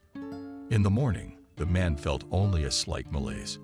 But in the middle of the day, he had a fever, ran a very bad runny nose, covered his throat. Somehow Jenkins waited until work was over. He had asked his bosses to leave early so that he could get to the registry office before closing time. Overcoming weakness, he got to the office, but because of a runny nose, he pronounced his daughter's name inaudibly. At the end of the day, the woman who was working on the birth certificate did not ask him to repeat the name, but wrote it down as she heard it. Sebastian himself was in agony and fever. Neither did he reread the documents issued to him, just took the papers and went to his parents. He reasoned that it was not worth bringing a contagion into a house where a newborn child lived. He was given a week's sick leave. A few days later, when the weakness receded, and Sebastian, taking advantage of his free time, as a decent parent, took copies of the documents to the clinic, to the milk kitchen, to the accounting department of the institute where he and Miranda worked, and to some other organizations that had to be notified of the baby's arrival. This is how Miranda found out that her daughter's name was Robert and not Lisa, only 10 days after the birth certificate was issued. And that document had already been seen by so many organizations that it would have been too much of a hassle to redo it. The woman grumbled at Sebastian, of course, for a long time. But to the name of her daughter got used to unexpectedly, quickly. Especially her mother-in-law, having learned about the mishap, said with a laugh.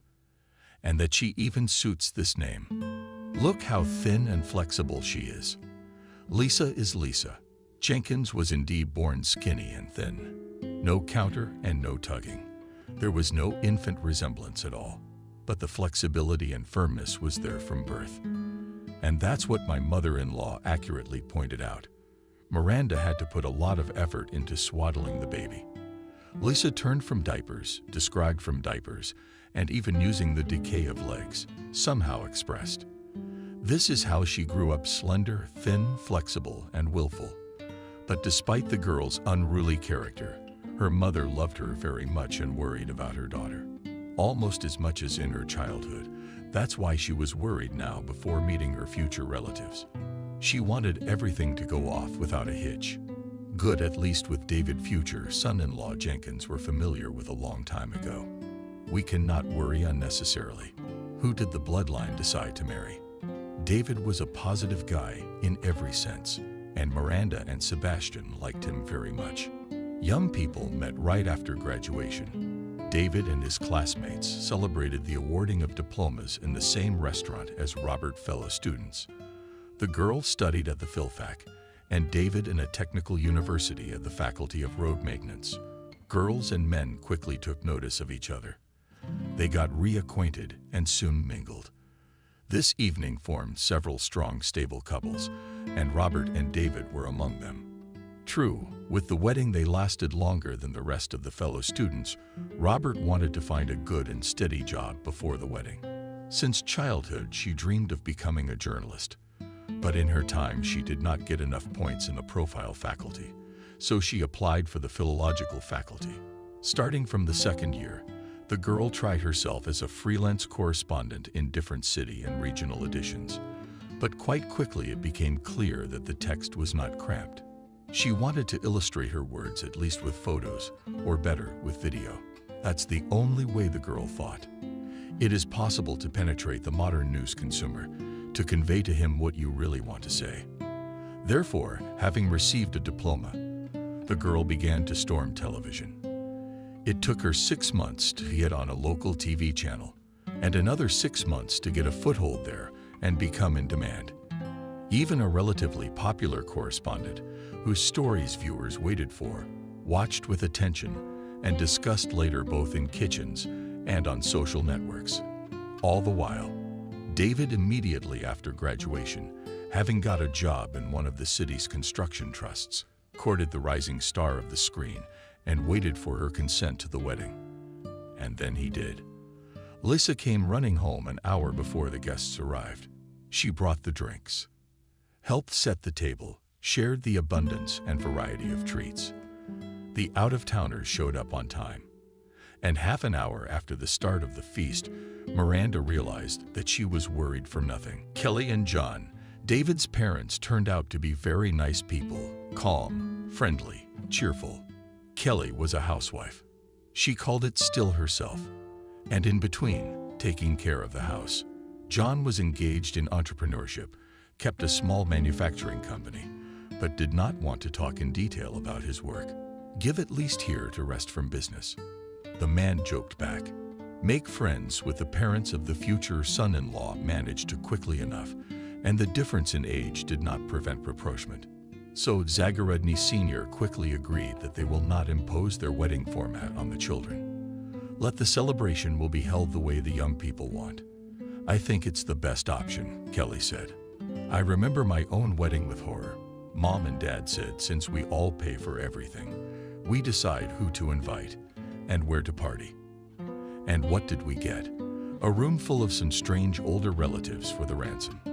In the best rustic traditions, music old Toastmaster with silly contests. I wasn't even allowed to choose a dress like I wanted in the registry office. It was some kind of cake. In white rose-colored glasses, I still cannot look at the photos. Yeah, backed up John. It was a tiring event, but it's never too late to get it right. Miranda smiled softly. Now in the registry office, you can order a simple registration. Not real, but solemn and even away. At least in nature, at the beach at home. And have a new wedding just the way you want it. Yes, Sebastian confirmed. We did that for our 25th wedding anniversary. The couple wanted to be romantic. So we did it again. We rented a Miranda dress. They organized a tuxedo for me. And we renewed our vows at the wedding palace. And you know, I was skeptical at first, but at the end of it, I got emotional. I think even more than I did at my real wedding, he laughed.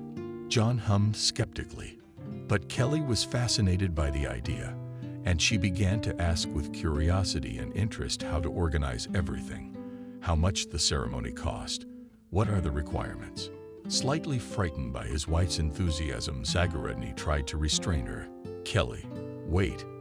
While we now have a wedding of children is more important. How about we do both ceremonies on the same day?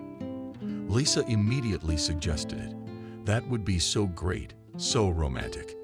And again, the concept. Intergenerational. Continuity within the family.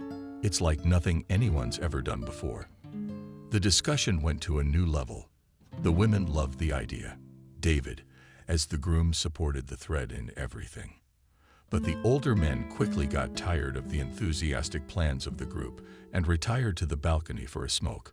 Having returned from a smoke break, they began to change plates on the table and finally brought hot food from the kitchen. Only with this they managed to interrupt the conversation and direct it in a new direction.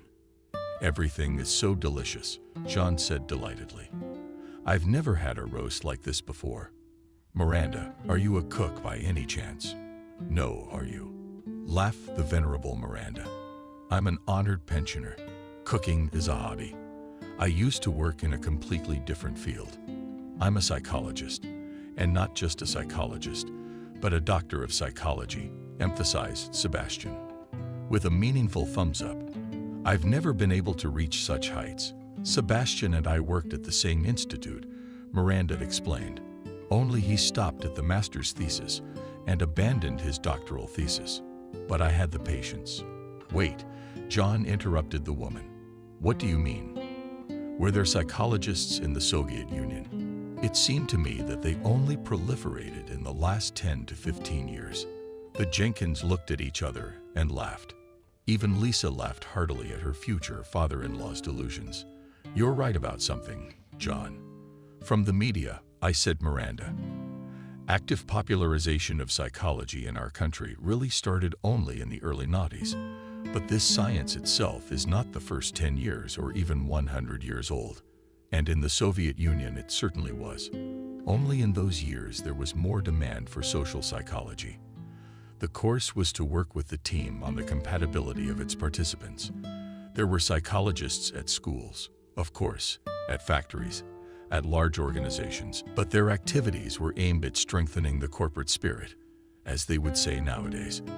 And for the most part, specialists working in psychoneurological dispensaries were engaged in solving personal problems and detecting diseases, and they were of little value. I'd worked there for a while too.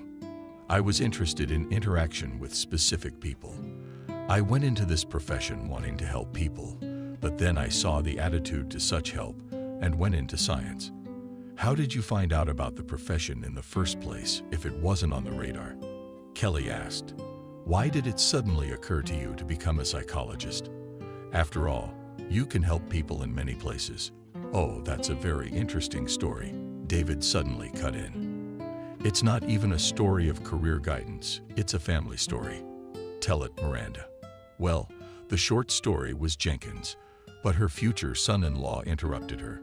No, don't. Just tell it short, like they told me. So you already know it all by heart. Sebastian mocked the young man. So what? David objected. I like the way Miranda tells it. And the story is interesting. And Mom and Dad will understand everything about you. But now we're intrigued. John said insistently. Miranda, after such publicity you can't help telling. In fact, John did not want the conversation to return to the discussion of the wedding and the decorative registration of his wife.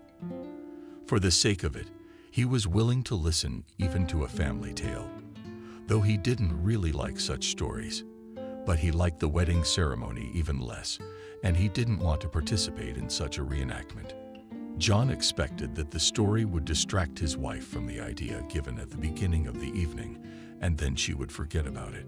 So he enthusiastically began to persuade his future relative to tell the story. However, Miranda especially did not resist.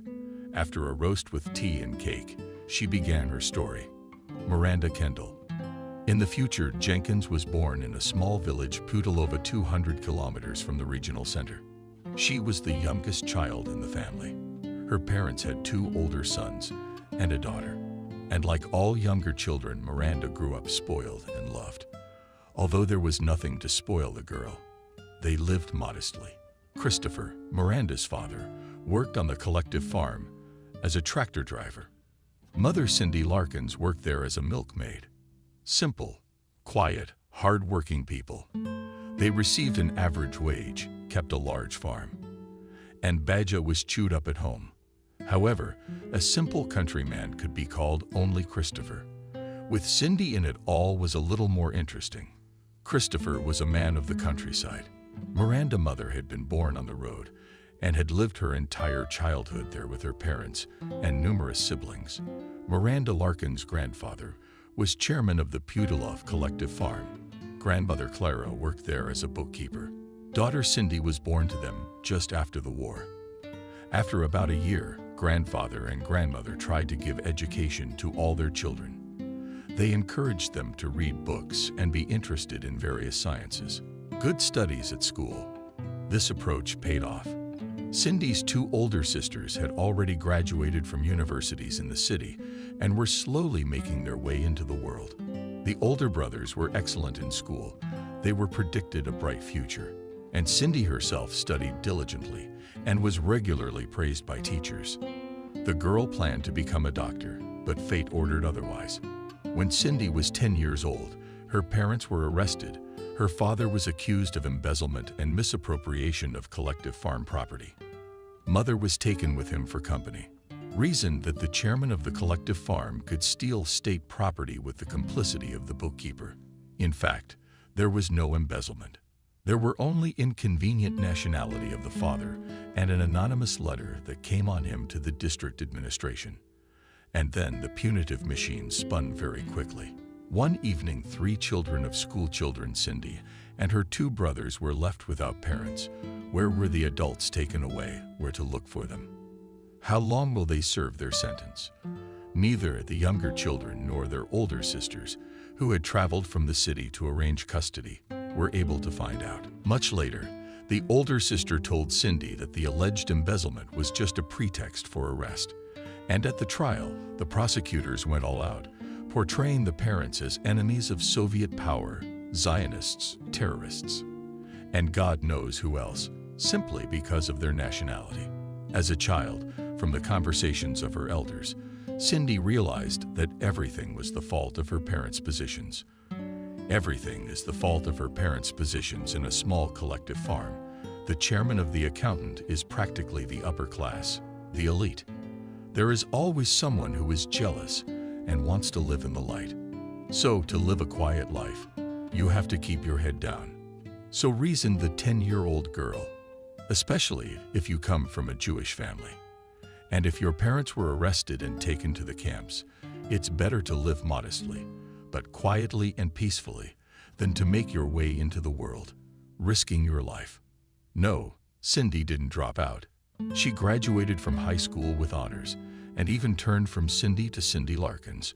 But she did not stop reading books and interested in science and medicine, in particular, subscribing to various general education magazines, watching educational programs on television when it appeared in the house. She was a woman, intelligent, erudite, finely sensitive with excellent artistic taste, but having finished 10 years of school, did not go to the city to enter the institute, and got a job in her native collective farm on the simplest and most inconspicuous job. So she spent her whole life in it, refusing even to be promoted to foreman of milkmaids. It seemed to her that even such an insignificant career advancement would bring danger to her and her family. Cindy's older brothers and sisters left for cities and towns. The girl stayed in her native village. For a while she lived in her parents' house. But soon after graduation, Cindy married Christopher Kendall and moved into a hut, which was allocated to him by the collective farm. The girl for a long time rejected the advances of the visiting guy. It even came to the point that she hid from him in the backyard. But Christopher was persistent and continued to pursue Cindy persistently and methodically. In the end, Cindy summoned him for a conversation and told him about her biography, about her arrested parents. Should you ruin your life by associating with the daughter of an enemy of the people? She asked, having finished the story. So it is necessary. Angrily, replied Christopher. We have a son is not responsible for the father. I forgot. And a daughter is not responsible for her father either. And knowing where these enemies of the people come from, a month later they got married, and a few years later the young built their own house and moved there with their first child. And the house of their beloved parents was empty and decrepit by the time of the birth of their youngest daughter, Miranda. From it remained almost one hulk towering among the weeds and frightening the children, the failing windows. Cindy sometimes took her daughter there. The two of them would walk around the property, jumping on the floor balcony inside the ruins.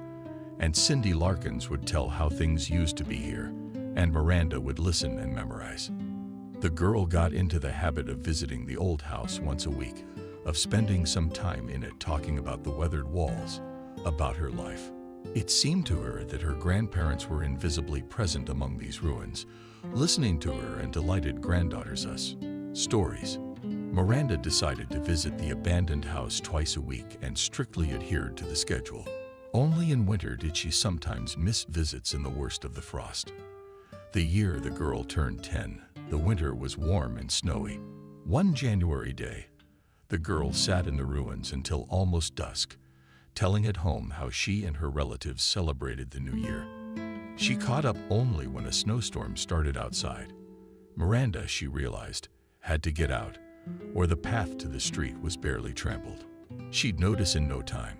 Heavily, shuffling her feet through the snow, the girl got out on the shriveled porch of the house and saw that a man was sitting on the Leningrad.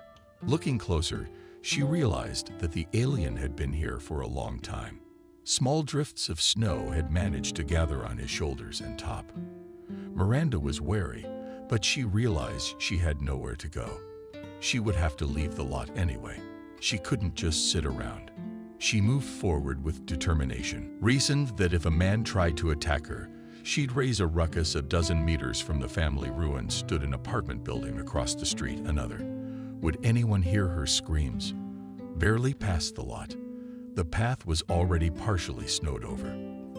The girl equaled the fence and found herself a couple steps away from the stranger. Looking closer, Miranda realized that on the remnants of the fence sat a woman, almost an old woman. She was dressed in some inconceivable rags. Her head was covered with a scarf. The old woman's face was unfamiliar, and it was puzzling. The village, though it had grown in recent years, but it was still small. All the inhabitants knew each other in one way or another, but this woman Miranda had never seen. She could have sworn it. The old woman sat motionless and paid no attention to the girl, didn't even turn her head in her direction. She did not seem to see Miranda. The girl began to look at the stranger and suddenly saw that tears were flowing down the alien's cheeks. "Grandmother, why are you crying?" loudly asked Miranda. The old woman did not answer, and it seemed she did not even hear that she was being addressed. The girl repeated the question and then began to shake the old woman by the shoulders. "You're all right. What's wrong? Why are you sitting here?" inquired she. "You're freezing. We should go home. Would you like me to walk you home?" Miranda's efforts were successful. The stranger finally snapped out of her trance and saw the girl. Hearing what she was being told, the old woman only sighed and shook her head. "There's no place for me to go, sweetheart," she said hoarsely, as if in a chicken voice. "I have no home." "But where did you come from?" Miranda wondered. "From afar, sweetheart," said the old woman, still monotonous, like a broken record. "I'll never make it back." How could it be? The girl was seriously upset. For some reason, a strange woman had caught her eye. "You can't just sit here, can you? It'll be night soon. The blizzard's coming. You're freezing to death." The old woman just nodded her head. The prospect of freezing to death didn't seem to bother her at all. "Come with me," Miranda said decisively. "Come and visit us. My parents are good, don't be afraid. And the house is big enough for you to sleep here." And then decide what to do next, she demandingly pulled the stranger by the arm. "Come on, let's go, or he'll notice the road.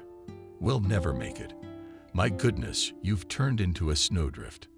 The girl managed to push the old woman out of the way, rising heavily from the debris of the fence. The stranger followed her.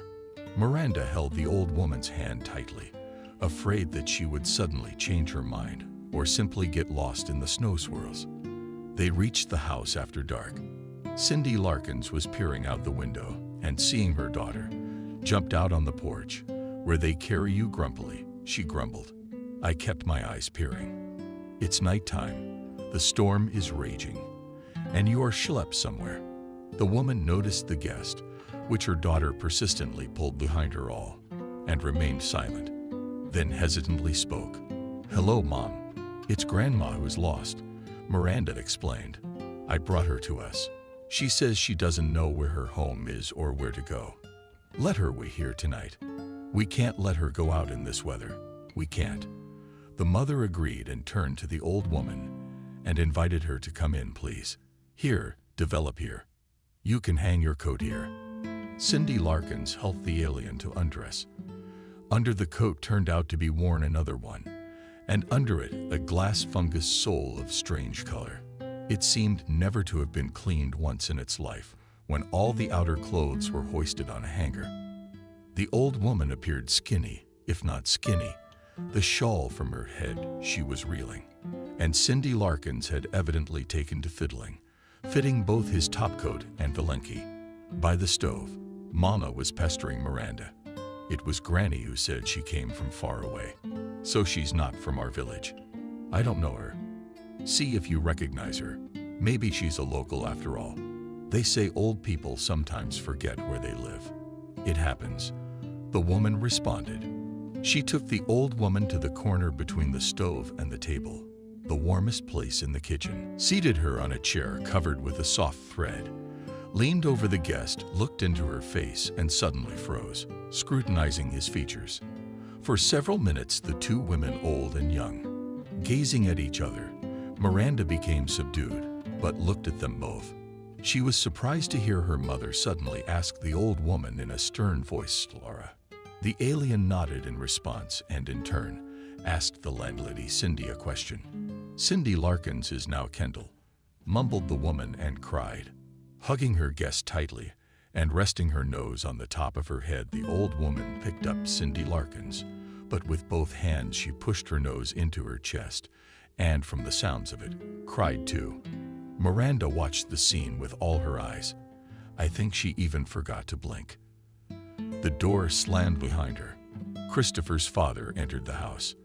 After assessing the situation, he loudly asked Cindy what was going on. Yes, Cindy, the same woman, raised her face at her husband, flooded with tears.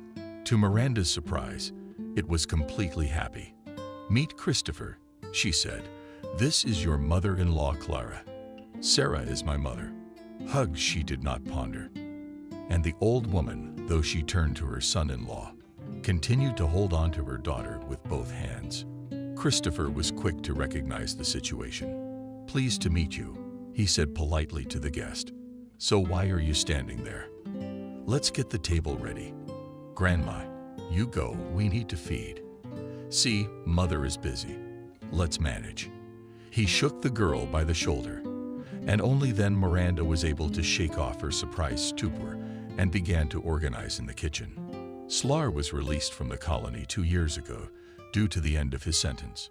None of her relatives knew about it, and there was no one to inform her of the release. During the first year of her imprisonment, Slaga strictly forbade her older children to write to her. She was afraid that such correspondence could affect their reputation in a bad way and hinder their future life. After that, she stopped replying to the letters of her daughters and sons, and later she was transferred several times from one camp to another, from place to place. And when her youngest daughter, Cindy, grew old enough to have the right to search for her mother, it was impossible to find her. Cindy sent inquiries to various authorities for several years, but it seems that the bureaucrats and the penal system themselves were confused by the paperwork and were unable to give the young woman a clear answer.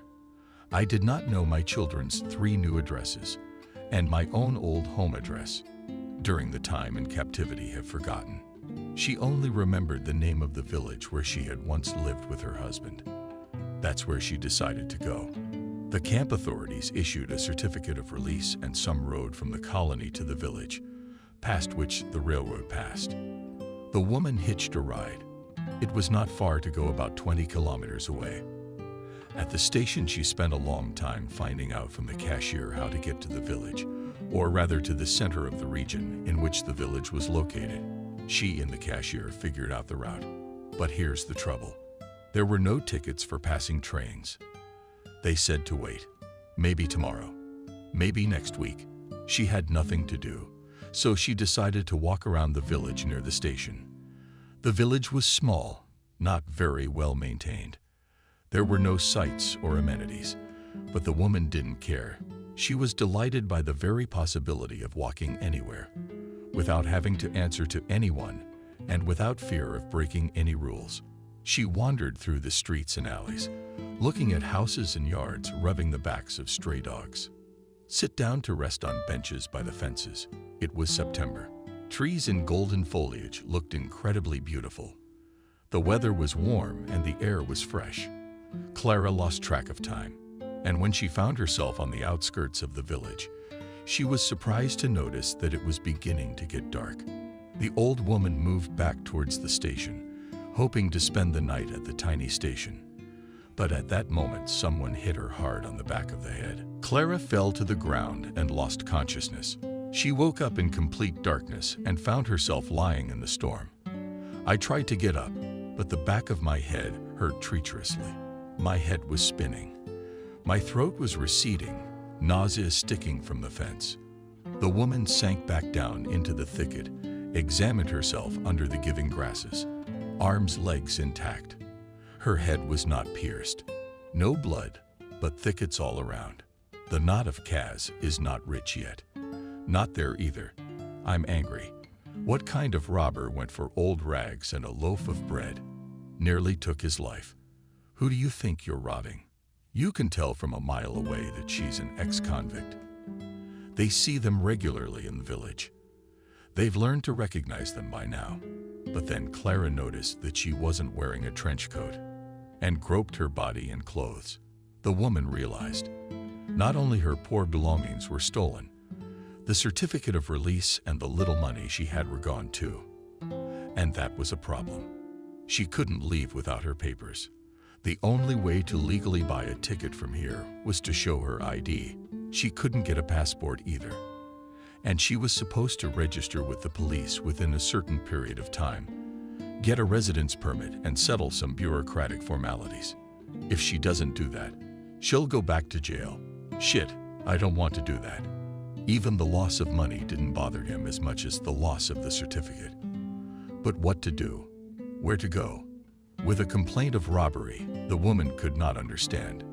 In fact, she couldn't even run.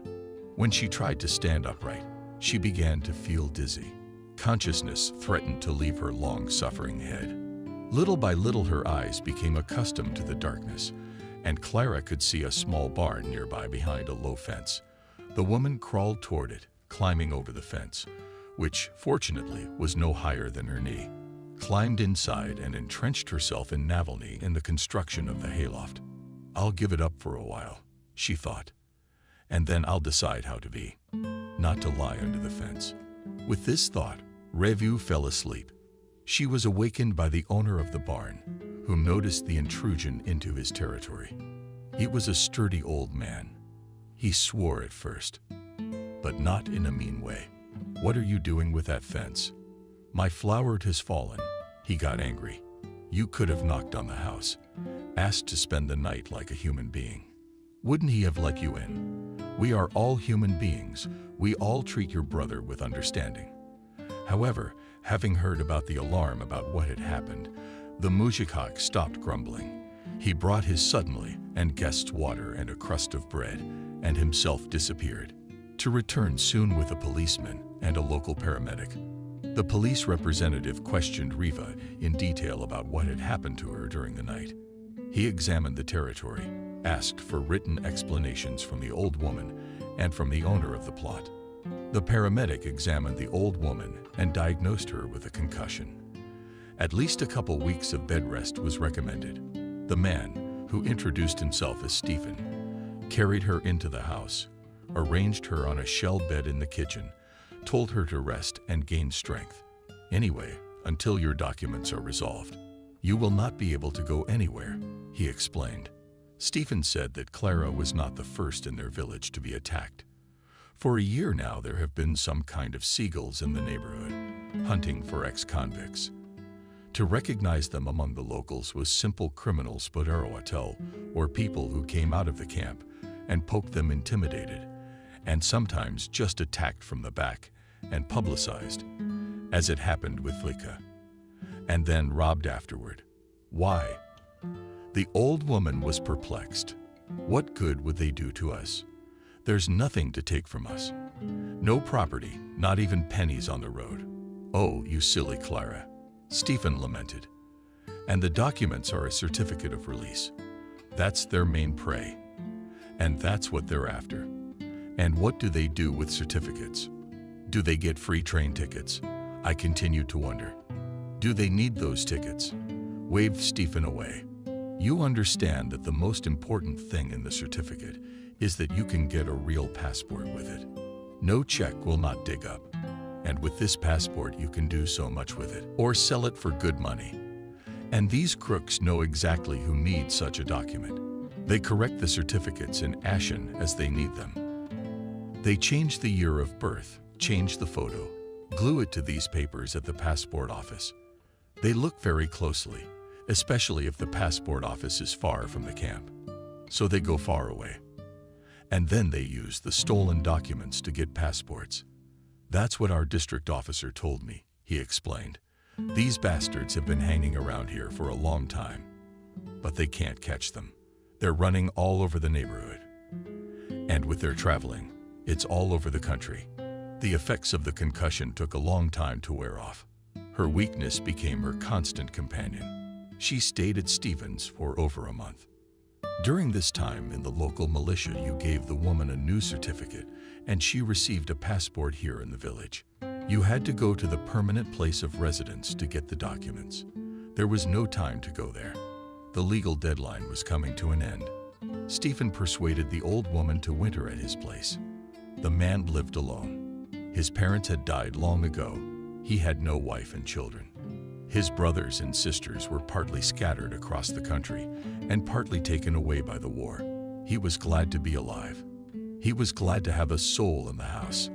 He reasoned that it was worth to gain strength and recover before a long trip.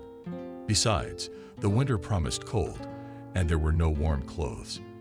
Until the end of May, she lived in the house of her Savior, kept house, cooked food. She worked part-time as a cleaner in the village Novi Club, in order to save at least a little money for the road to her native village. When summer came, she got ready to go.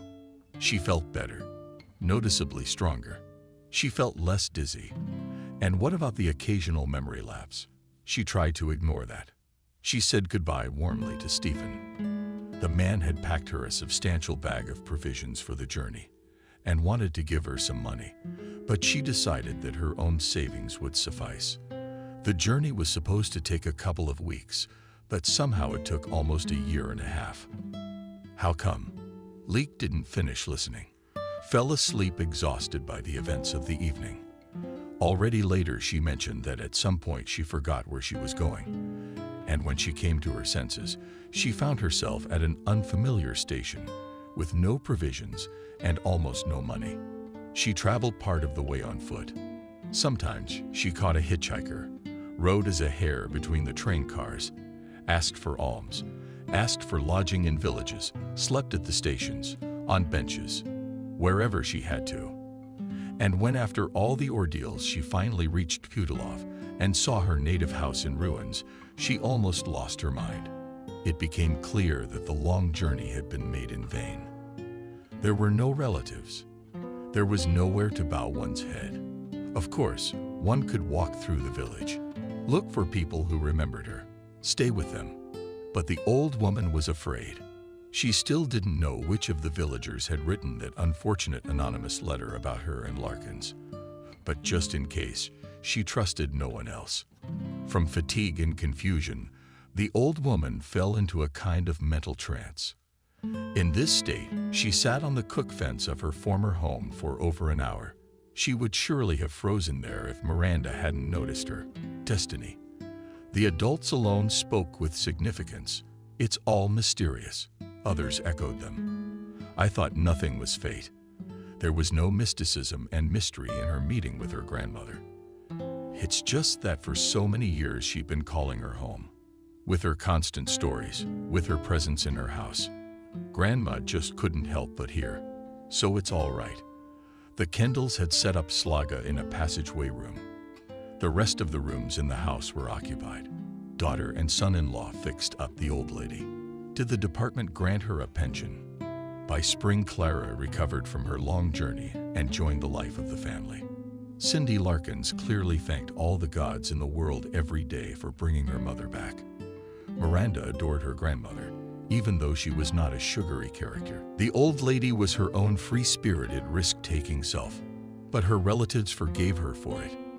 Everyone realized that if she had been God's dandelion, she simply would not have survived either in the camp or after it.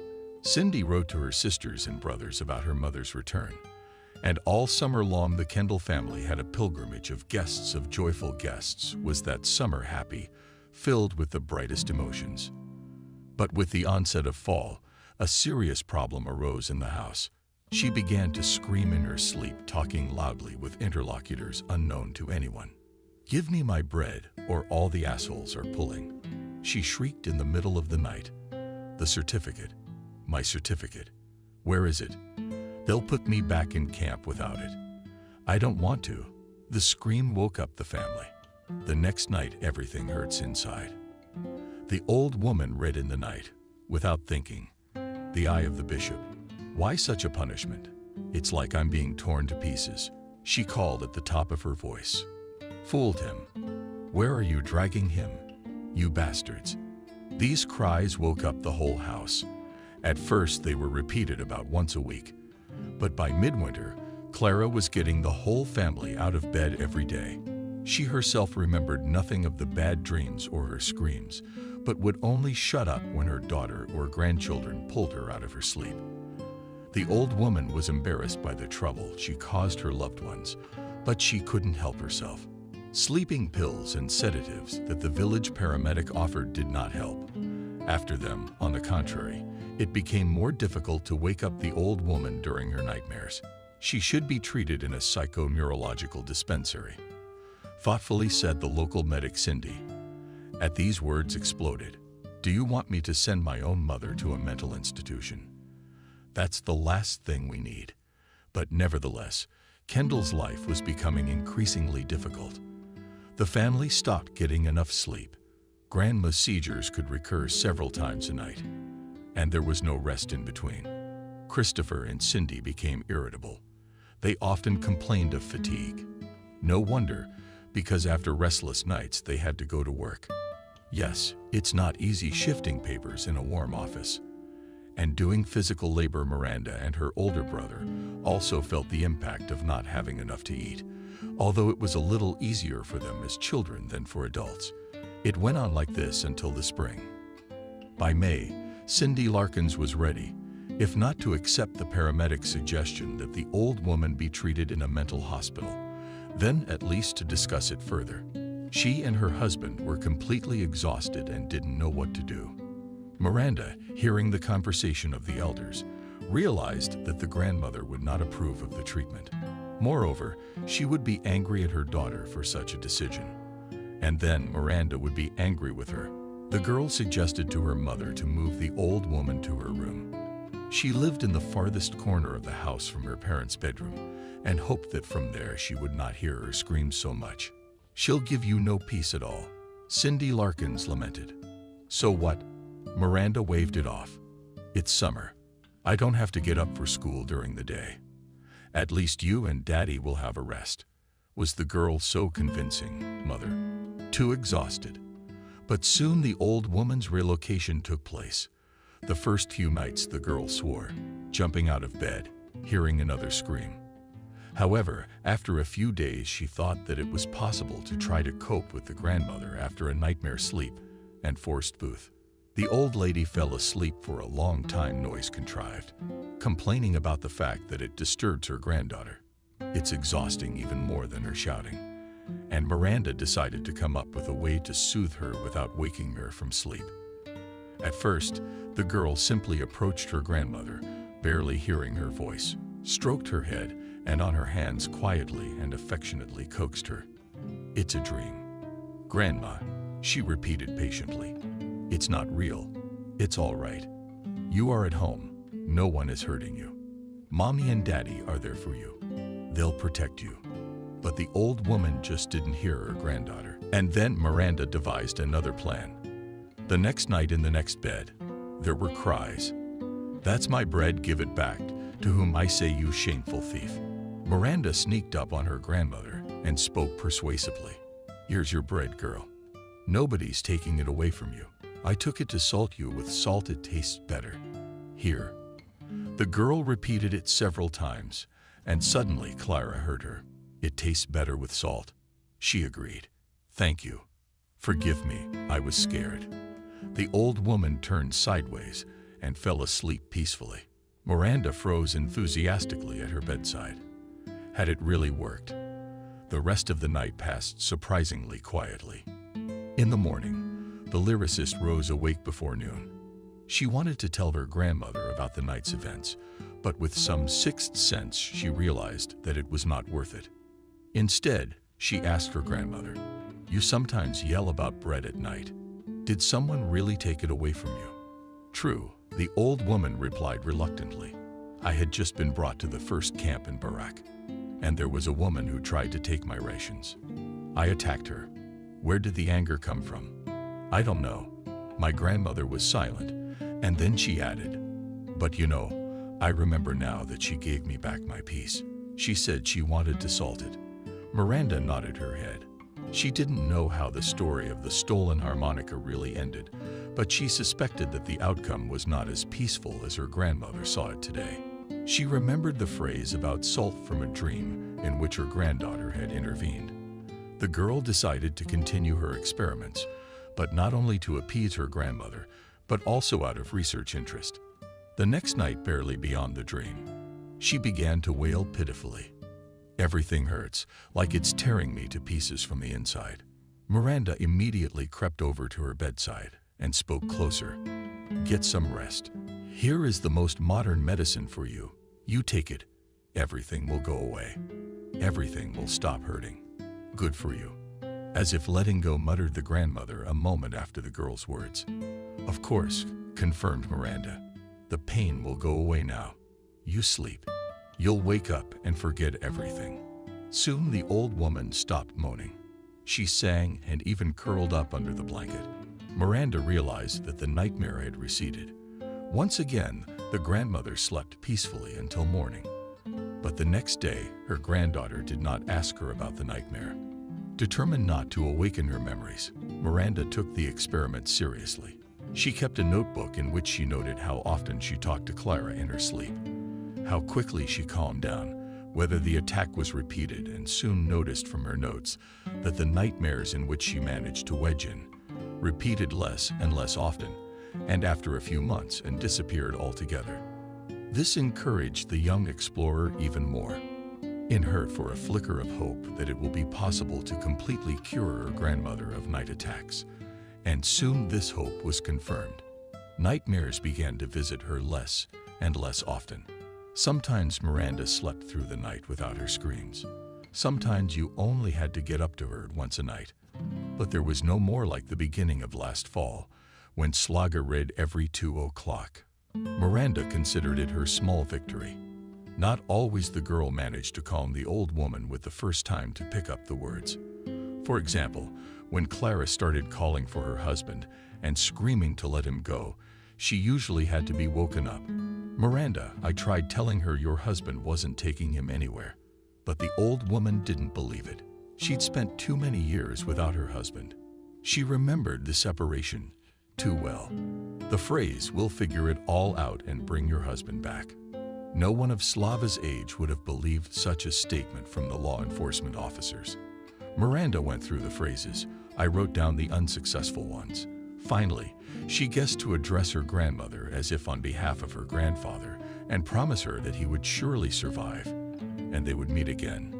Soon after this discovery, Clara's most agonizing nightmare gradually let her go. Before the start of the school year, Cindy Larkin suggested that her daughter move her grandmother from her bedroom back into the pass-through room, but Miranda refused. She reported to her mother that Clara had become a much more restful sleeper. Cindy had noted this herself, although her daughter's room was away from the bedroom. At first, she often heard the usual night noises from there, but by the end of the summer, such episodes became fewer and fewer.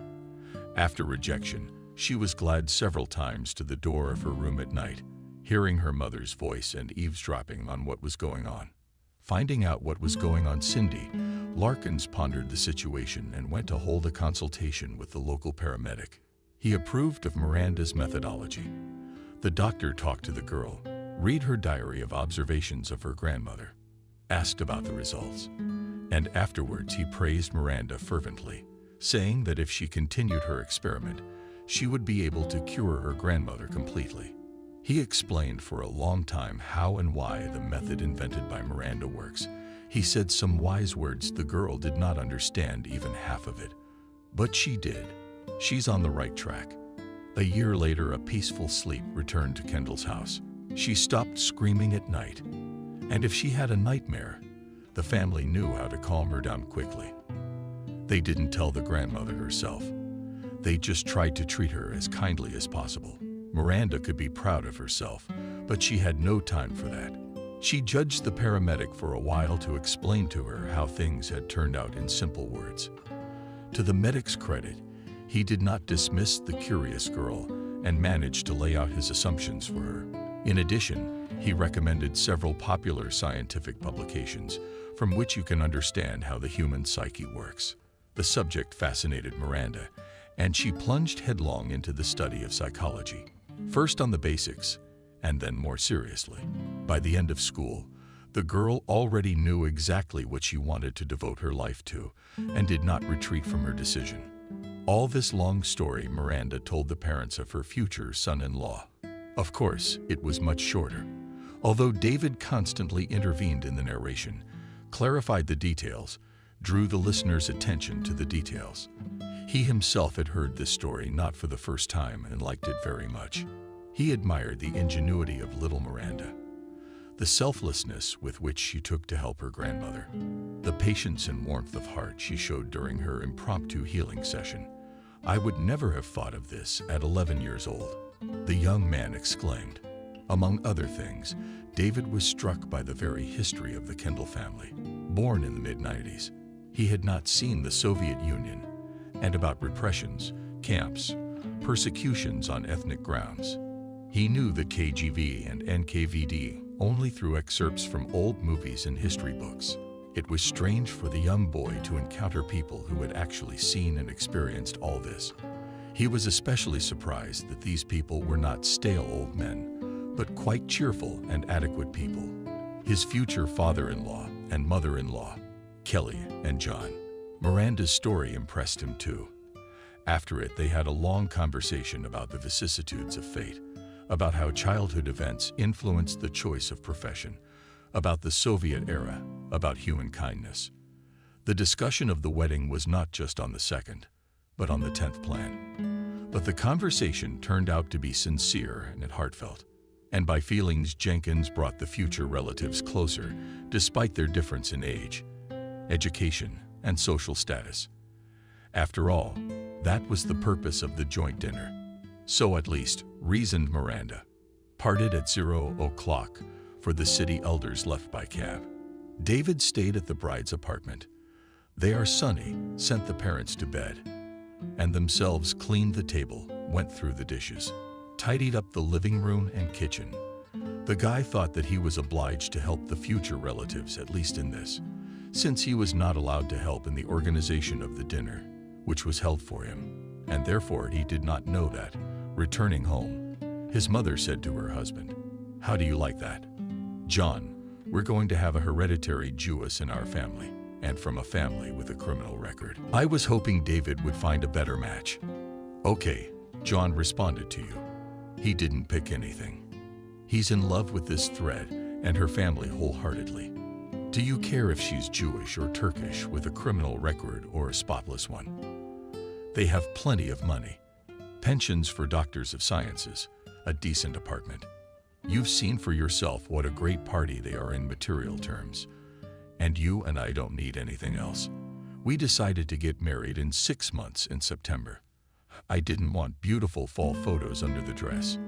David was not against it, and parents amicably decided not to hinder the newlyweds and not to impose their ideas about the celebration. While the bride and groom were saving money for the party, outfits, treats, and a bachelorette party, it was decided long ago that after the wedding, the young people will live at Jenkins and save money for the down payment on the mortgage. And they should have thought about their careers. Both boys had little seniority, couldn't afford to borrow much money from the bank, and the salaries were not such that painlessly pay off the loan for housing. Miranda and Sebastian were completely satisfied with this solution. They found it reasonable in their large apartment with 3 isolated rooms. There was enough space for both parents and the young family. But the out-of-towners didn't like the idea for some reason. But openly, they did not express their protests. John, in mail conversations with Sebastian, he periodically complained that the son does not act according to the rules. They said that a man should bring his wife to his house and not move to her. Jenkins on these speeches only guffawed. It's all prejudice and long out of date. John came in, on the other hand. But a young family, come to think of it, they want to make some noise sometimes.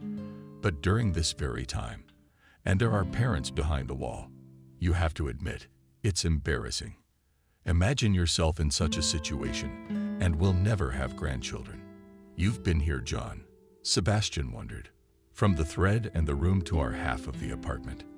How noisy do you have to be for us to hear, unless you yell into a microphone? Would the guests want to invite us to a party?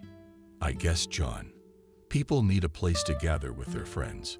Or they'll just sit up late watching TV, and you'll be noisy at 0 o'clock. We're fine, smiled Jenkins. Yeah, agreed, was John.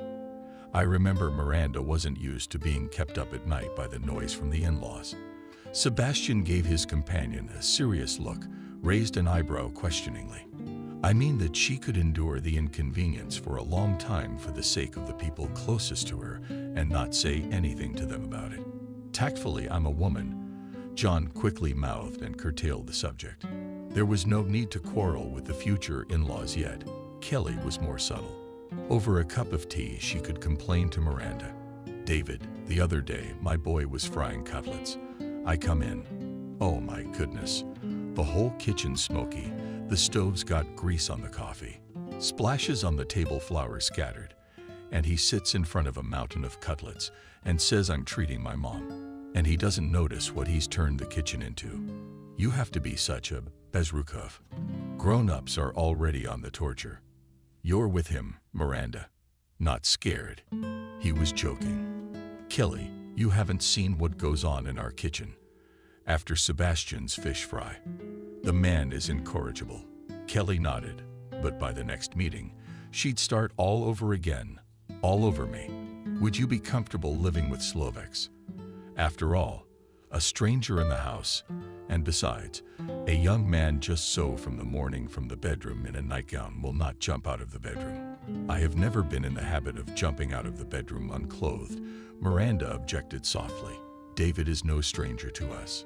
He's stayed overnight, or on weekends more than once. We've never been inconvenienced. Don't worry, Kelly. No worries at all.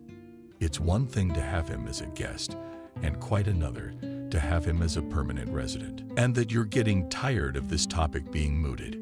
You guys can't have a life. You yourself understand it perfectly well. And to rent an apartment, it is not rational at their incomes that the newlyweds settled for the city could not be out of the question. Everyone understood that. The David family lived in a two-room adjoining Khrushchevka, where the guy owned a passageway room. When he was a teenager, he tried to persuade his father to make repairs and isolate his room. But John quickly explained to his son the unreality of this idea. Expensive, messy, troublesome. The room would be cramped. The apartment will be blocked by a dark, long corridor, which is not used rationally. In addition, because of this, redevelopment will reduce the living area of their Khrushchevka, which will lead to a drop in its value. In short, unprofitable from all sides. David then reconciled, blocked off part of the room with a closet, thus allocating himself a personal space, and about the repair shut up. Later, getting acquainted with Robert, he sometimes regretted that he did not show insistence to bring the girl in a separate room. Although tiny, it still goes anywhere, but in the country behind the closet is simply impossible.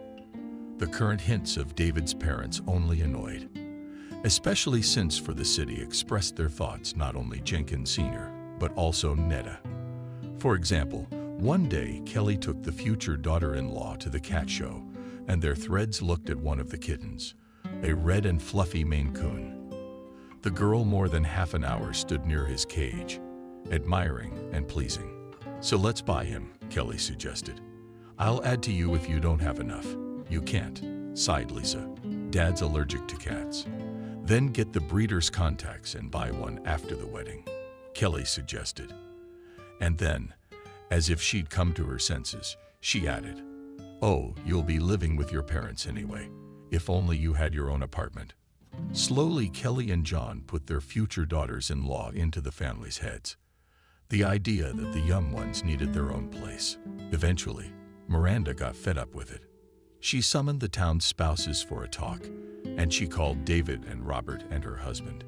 "Kelly, John," she began, "we've all noticed that you don't like the prospect of David living in our apartment after the wedding.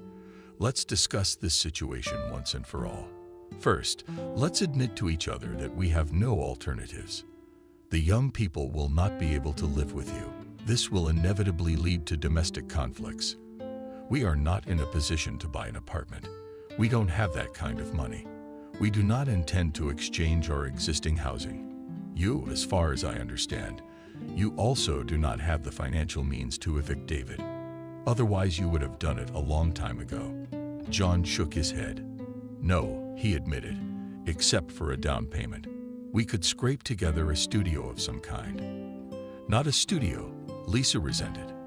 If you're going to mess with the mortgage, then buy a full-fledged apartment, albeit one room these to fly. Where is the room combined with the kitchen? Well, we'd probably add something to your money for a down payment, but we don't have a lot of money. I warn you, we'll get a one-room Khrushchevka somewhere in the suburbs. And the guys are still more comfortable living in the center. It's not far to work, and there's all the infrastructure.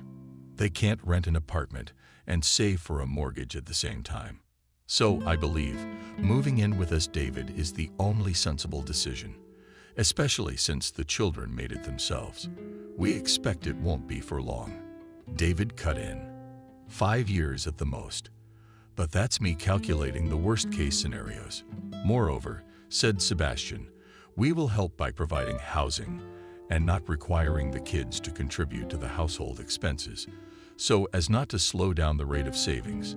But I would object to the expenses, said David. I don't like to be a freeloader, and we will discuss it. If necessary, Miranda responded immediately. That's what the situation looks like so far. Maybe you see some other ways to solve it that the four of us don't see. She turned to Kelly with John, for the townspeople looked at each other, shrugged confusedly. Not yet, it seemed, Kelly said. In that case, let's consider it a done deal, Jenkins summarized. And please don't start any more conversations about how inconvenient it is for anyone or how wrong it is in general. It's tedious and uncomfortable, Smith's words added, and almost with glee. Kelly and John had to agree before the wedding. They kept their heads down and didn't broach the subject of bridal real estate again. All the more did not remember the idea to organize on the day of their marriage. For Kelly and John, the future mother-in-law was only in favor, but he himself categorically did not want a second ceremony. Realizing that the man cannot change his mind, Lisa said, well, and the hell with it, come up with something more interesting. And came up with as a bachelorette party arranged all the close women, including Miranda and Kelly, mass photo shoot in wedding dresses. For this event, she invited several makeup artists and hairdressers, conspired with a rental salon to provide outfits and space, and with a nearby restaurant. About a small buffet. The ladies were a little shy at first, but the champagne abundance of outfits around did their job. Soon, everyone invited. With pleasure and excitement, tried on dresses, posed for photographers, tested unusual makeup. The party turned out very girlish and yet romantic. No, she was pleased. And Kelly later told her in confidence that even re-registration with her husband would not have given her so much joy and pleasure. In short, there was no time to discuss where the new family would live. However, John had prepared a surprise for the wedding dinner. The dinner was modest. Only the young people and their parents celebrated the marriage. With friends, David and Robert decided the next day, and immediately after the registry office and photo shoot went with their relatives to a cozy restaurant, David, in the city of excellent cuisine and service of extra class. When the turn came to handing out gifts, the new father-in-law solemnly rose from his seat and said, guys, I decided as a gift to buy you an apartment. Here are the documents. He held out to the newlyweds a thin folder. I thought, he continued, that my savings are enough either for a ready-made studio or a two-bedroom. But for the construction phase, I mean the down payment. Of course, I wouldn't be able to afford the whole thing. But so far my earnings are stable, and one good contract should be coming up soon. So I got in touch with a real estate developer. And now we have a two-room apartment near the center. True, the house is still at the foundation stage, but the builder is reliable. I checked. It's scheduled for completion in 2 years. They're giving it to you with renovation. Just move in and live. Once it's built, now we'll register the house with you. In the meantime, the loan is on me, and I'll pay. It's a gift after all. The news made a lot of noise around the table. Robert and her husband and parents went to see the house under construction a couple of days later. The new building was indeed very well located in the so-called quiet center. The neighborhood was green and cozy. Not far from the house were stores of basic necessities. Kindergarten school. There was a prospective apartment in the next block. Sebastian grinned, and with grandchildren will be comfortable to live. And the manager who accompanied them would also confirm. We have in the project provides wheelchairs on the first floor ramps at each porch and a great playground in a closed courtyard. And the whole territory is under video surveillance. You can even let one child go for a walk and not worry about his safety. Jenkins' senior impression, and nodded approvingly. She didn't let this information pass her ears. She looked at the floor plans with curiosity, looked for her future apartment on the floor plan. And when she found it, it seems that she immediately began to arrange the furniture there in her imagination. A representative of the developer took the families to a neighboring building, recently commissioned by his company. Some of the apartments in it were still empty, and it was possible to get inside and look at the renovation by the builders, and generally assess the quality of housing. After this trip, even David, who had previously been skeptical about his father's gift, felt grateful to John and began to dream of moving. "Great," Sebastian exclaimed on the way home. "Here he was being a friend to you, and here's a royal gift for you guys. But for now, he's not splurging too much." "It's cool," Miranda noticed. "At the foundation stage, these apartments are cheap enough. Not a penny, of course. But for our 3-bedroom, we can get 3 2-bedrooms like this. He'll splurge later when he starts paying off the loan." I suggested to my father that we pay off the loan. David responded immediately, but he refused. He said it was his gift. It was the best we could do. "What is this? Us taking over the mortgage after we move in? When the apartment's built, when it's finished, my dad'll transfer it to us. We'll live and pay for it then. Until then, he's on his own." "Is it a big payment?" asked Sebastian, and hearing the amount, whistled delightedly. "Almost my entire pension," shocked the matchmaker. "He says that as long as his income allows," David explained. "Yes, he is also counting on some contract with Europe, which will supposedly provide him and my mom with income for eternity. I don't know much about his business affairs," finished the young man, a little embarrassed. "You don't need it. You have your own work to do," Miranda reassured her son-in-law. "But God willing, it will all work out. Basically, nothing has changed yet," Lisa said thoughtfully. "We are still living with you and still saving money. Only now it's not for the mortgage, but for renovation and furniture. Let's see how this developer shows himself. Although it will be a pity, of course, if something is delayed." That was that. David settled down in Robert's room, moved his things and computer, and set up his own workspace. He really got along with his wife's parents without any problems. Of course, there were some little things in terms of everyday life, which had to get used to anew.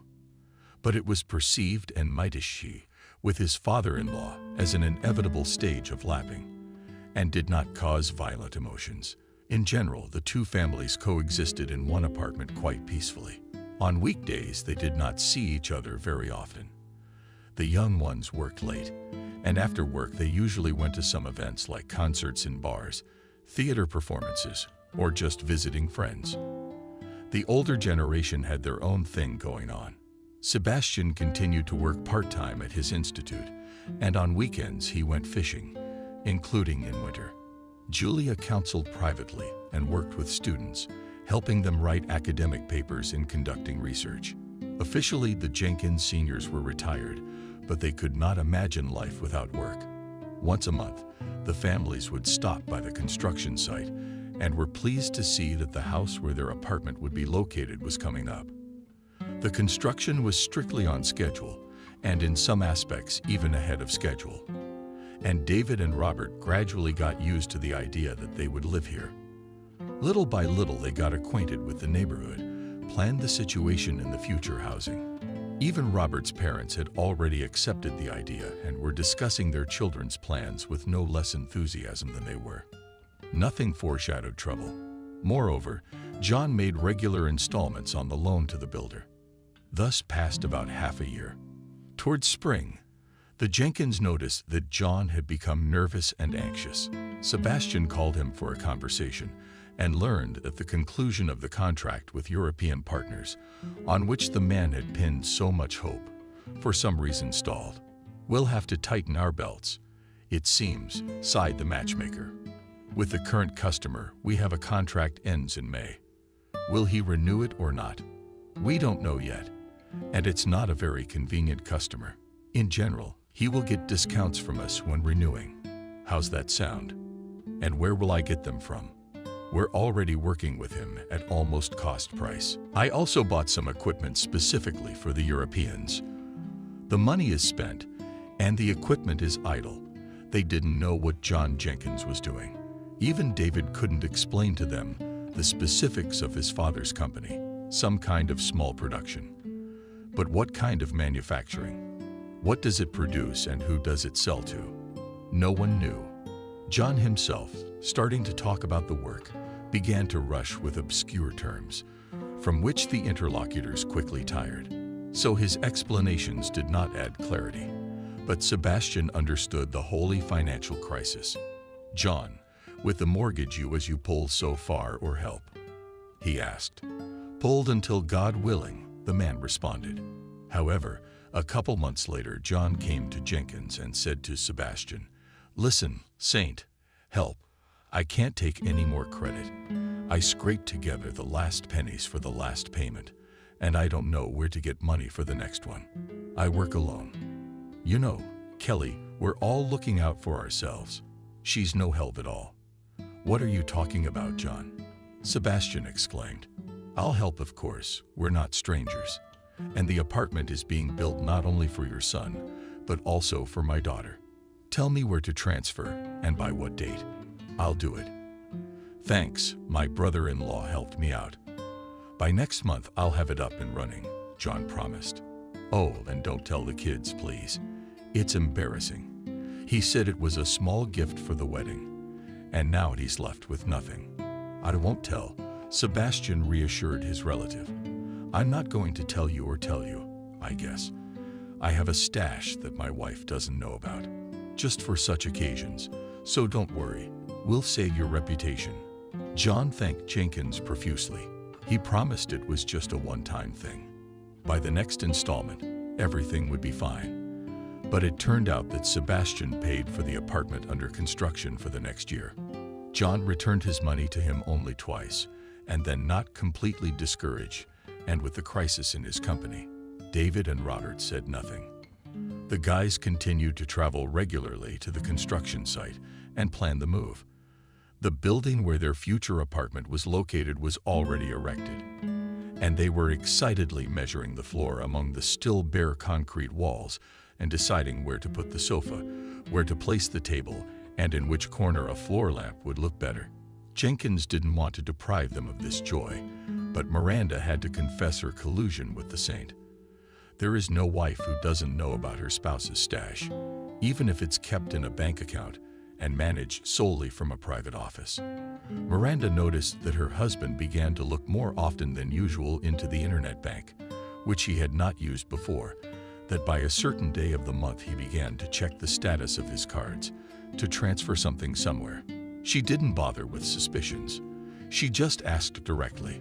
Sebastian, who was not used to having secrets from his wife, gave in at once.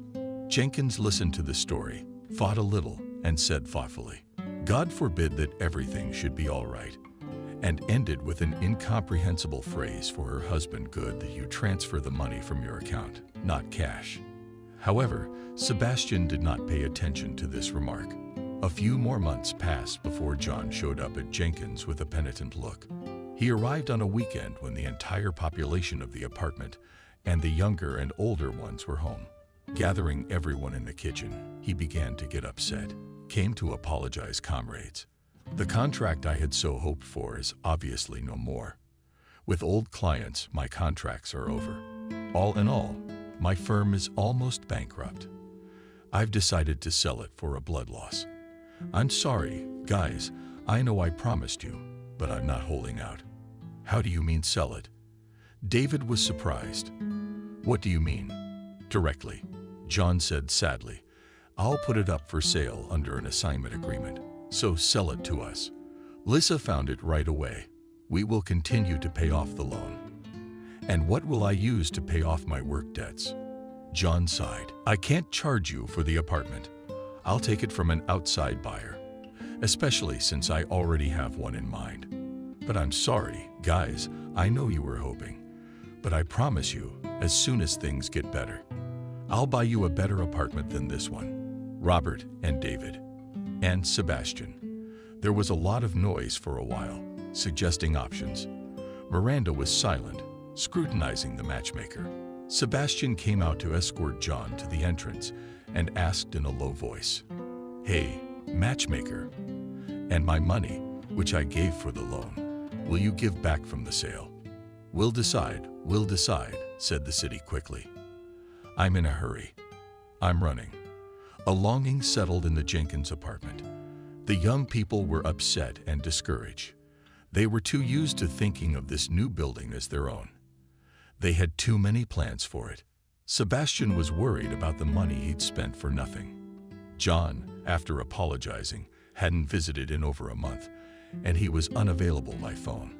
Kelly made long conversations, but did not report on her husband's affairs, claiming that she knew nothing about them. One evening, after making sure the children were firmly entrenched in their room, Miranda called her husband into the kitchen and handed him some printouts. What are these? Sebastian asked, puzzled. It's data from the Roserister website, she explained. John our far away sold. Even before he repented to us, he came the day before. He didn't mention the debts. He didn't say anything to you. When I asked him, he said we'll figure it out. That's all. Sebastian studied the documents, then shook his head in confusion. He's a fraud, our matchmaker. Sadly, Miranda summarized. Why did you jump right in? Sebastian. The man's in a financial crisis. What's in it for him? He embarrassed himself. He embarrassed himself in front of his kids. He doesn't give a damn about his kids or ours. Miranda was angry. And Sebastian's benefit is very simple and transparent. He bought this apartment at the foundation stage a year and a half ago. Since then, and the dollar rate has grown, and the situation on the real estate market has changed, and the apartment has gone up. I saw it myself. The house is almost ready. Now this two-bedroom is $6 million more expensive than when he bought it. I checked. Look at this. John took out a loan with no down payment. There was a developer's promotion, and he only made 5 6-month payments. So he didn't spend more than $200,000. And now he sold the apartment, paid off the rest of the loan, and got about $4 million. That's a nice profit. In a year and a half with that kind of investment, it's a good profit, Sebastian agreed. But what makes you think it's fraud? That he thought it all out in advance and acted, as they say, in self-interest.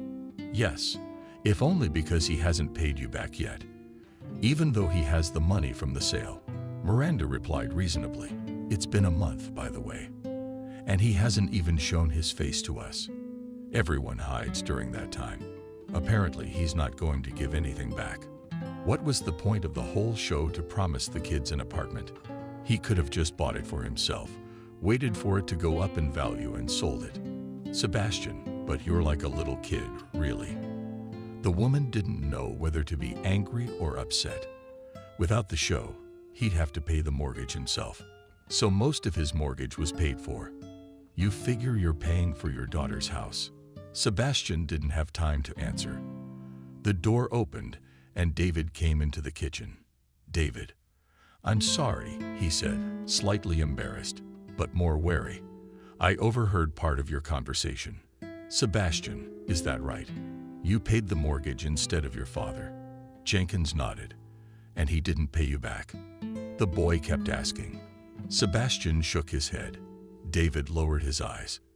He was quiet for a moment. We have some savings, he said. Finally, how much does your father owe you? I can pay you back that money. There are savings and well, grumbled Sebastian. Let it sit, it'll come in handy. A son can't answer for his father, can he? The man winked mockingly at his son-in-law. And I'll pay for my mistakes myself. Maybe I'll still be able to persuade John. Let me talk to him myself. David suggested. It's easier for me. I don't think he's hiding from me. Talk if you want to. Miranda nodded. I don't think so. Are you really going to convince him of anything? That money wasn't good for us, Sebastian explained.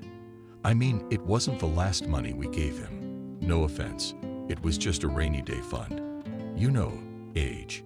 You gotta be prepared for all sorts of illnesses and stuff. But it's a shame. David, you know. I understand, nodded the guy. I'm offended and ashamed too. I thought you were going to call me out of the house after all this, and Robert. I'll talk to my dad.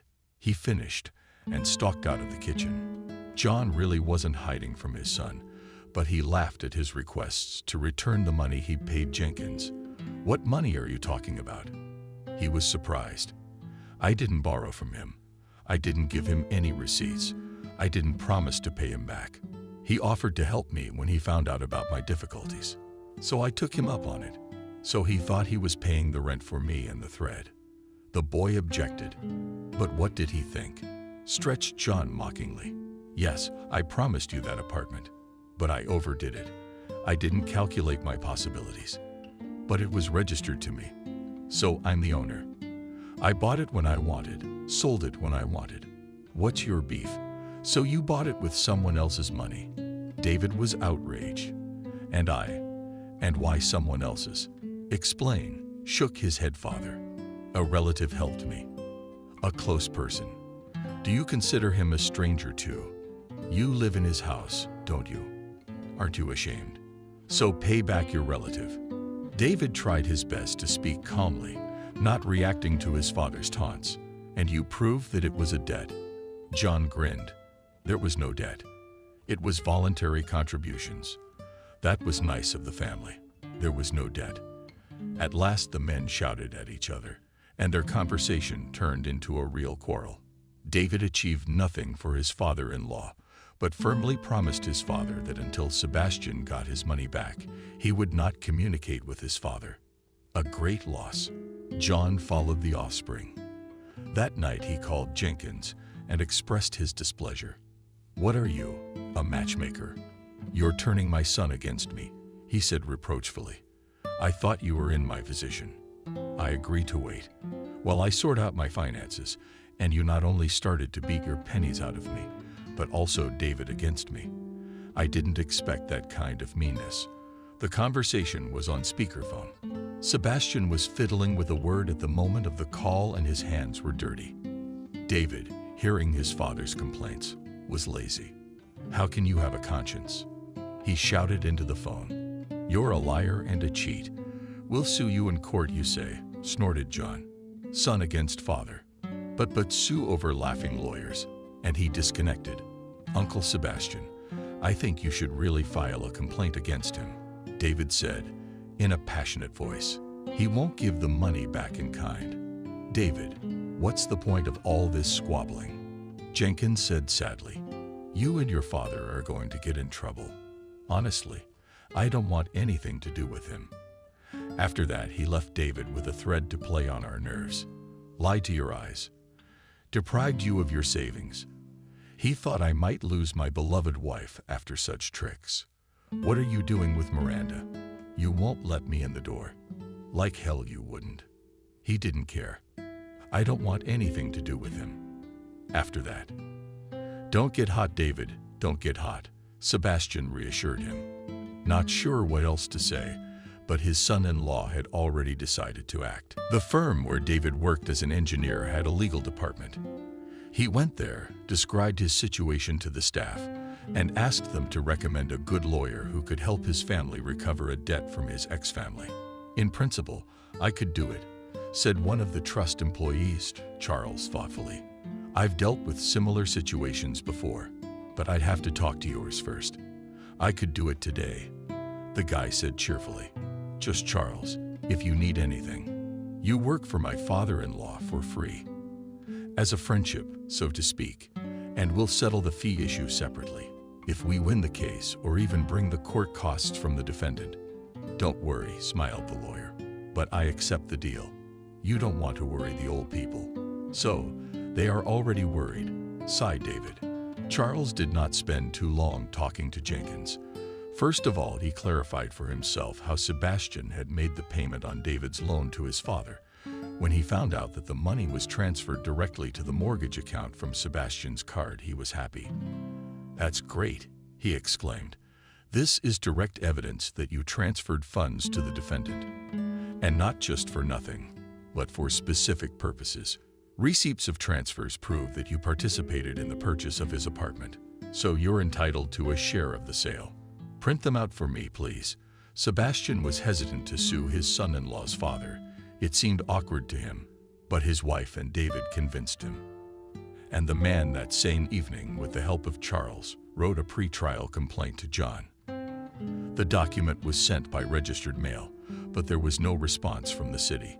Then Sebastian, again with the assistance of a lawyer, wrote a statement of claim. To it, they enclosed copies of documents on the apartment and the extract from Rosreister, found in the network Miranda, and receipts for transfers, and a copy of the claim and a receipt for sending it. The lawyer took all these papers to the district court the next day. Additionally, David attached to the package of documents a flash drive with audio recording of his conversation with his father voice recorder in his phone. He then turned it on just in case. Knowing the character of John, he could agree to something, and a date later refused to retract his words. The guy thought the recording would help him avoid that. He didn't even think about a trial at that time. But the audio came in handy.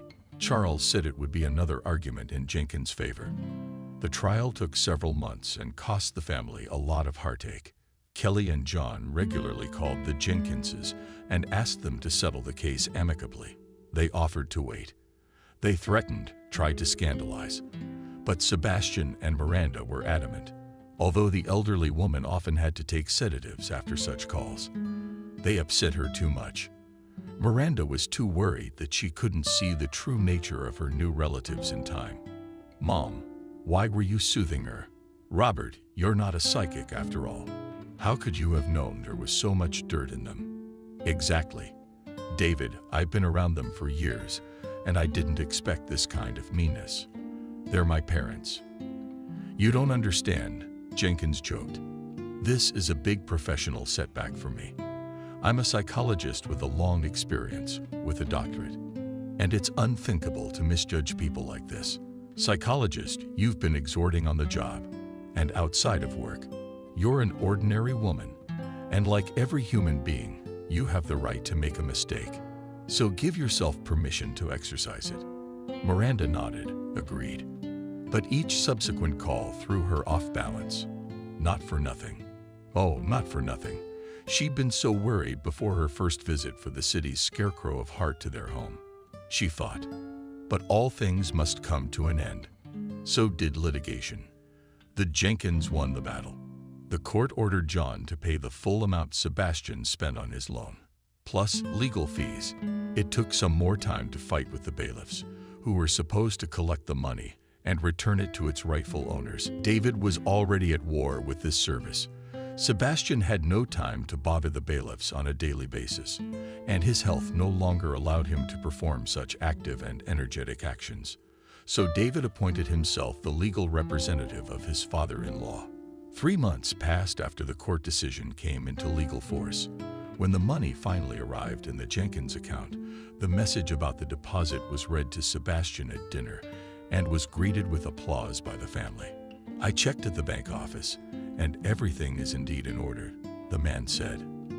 "And I was thinking, since we have such a sum, and you have some savings, should we not get involved in the mortgage again? Only now we're going to do it by the book. Miranda and I will give you a down payment. You'll make more of your own, won't you? You'll be able to buy a 2-bedroom. Not as luxurious as in that new building, but quite decent. After all, a young family should live in their own home. Is that what you wanted?" To be honest, Sebastian hesitantly began, "David, we didn't really want to sit around. It was Aunt Kelly who gave me a headache, a vacation, and I'm so into this new apartment. But I actually like it better at home. I'm used to it. And so is David. Not if we're disturbing you." "What are you? Lisa?" Miranda exclaimed. You're not disturbing us at all, but it's for your convenience." The young couple looked at each other, and there was a certain cunning in their glances. "But if it's for our convenience," said Lisa in a slightly strained voice, "then hold on. For our convenience, it would be better not to move out, but to live together with you, because David and I are going to have a child soon, and we are counting on your help with him." She looked at the changed face of her parents and added in the tone of a mom, "Well, please, I'm afraid that I won't be able to cope with the baby alone." "What's the conversation about?" Lisa Sebastian was glowing with happiness. "We'll help you with your grandson. Don't worry. The mother will refuse. I'm still good for something. Why would I refuse?" Miranda smiled. "I'm very much in favor. I'm not used to staying awake at night at the bedside of my loved ones. Just Lisa, for God's sake. Don't send the father to register the baby, and don't send David either. Just in case. Believe me, in my experience, it's a matter for the mother to handle on her own."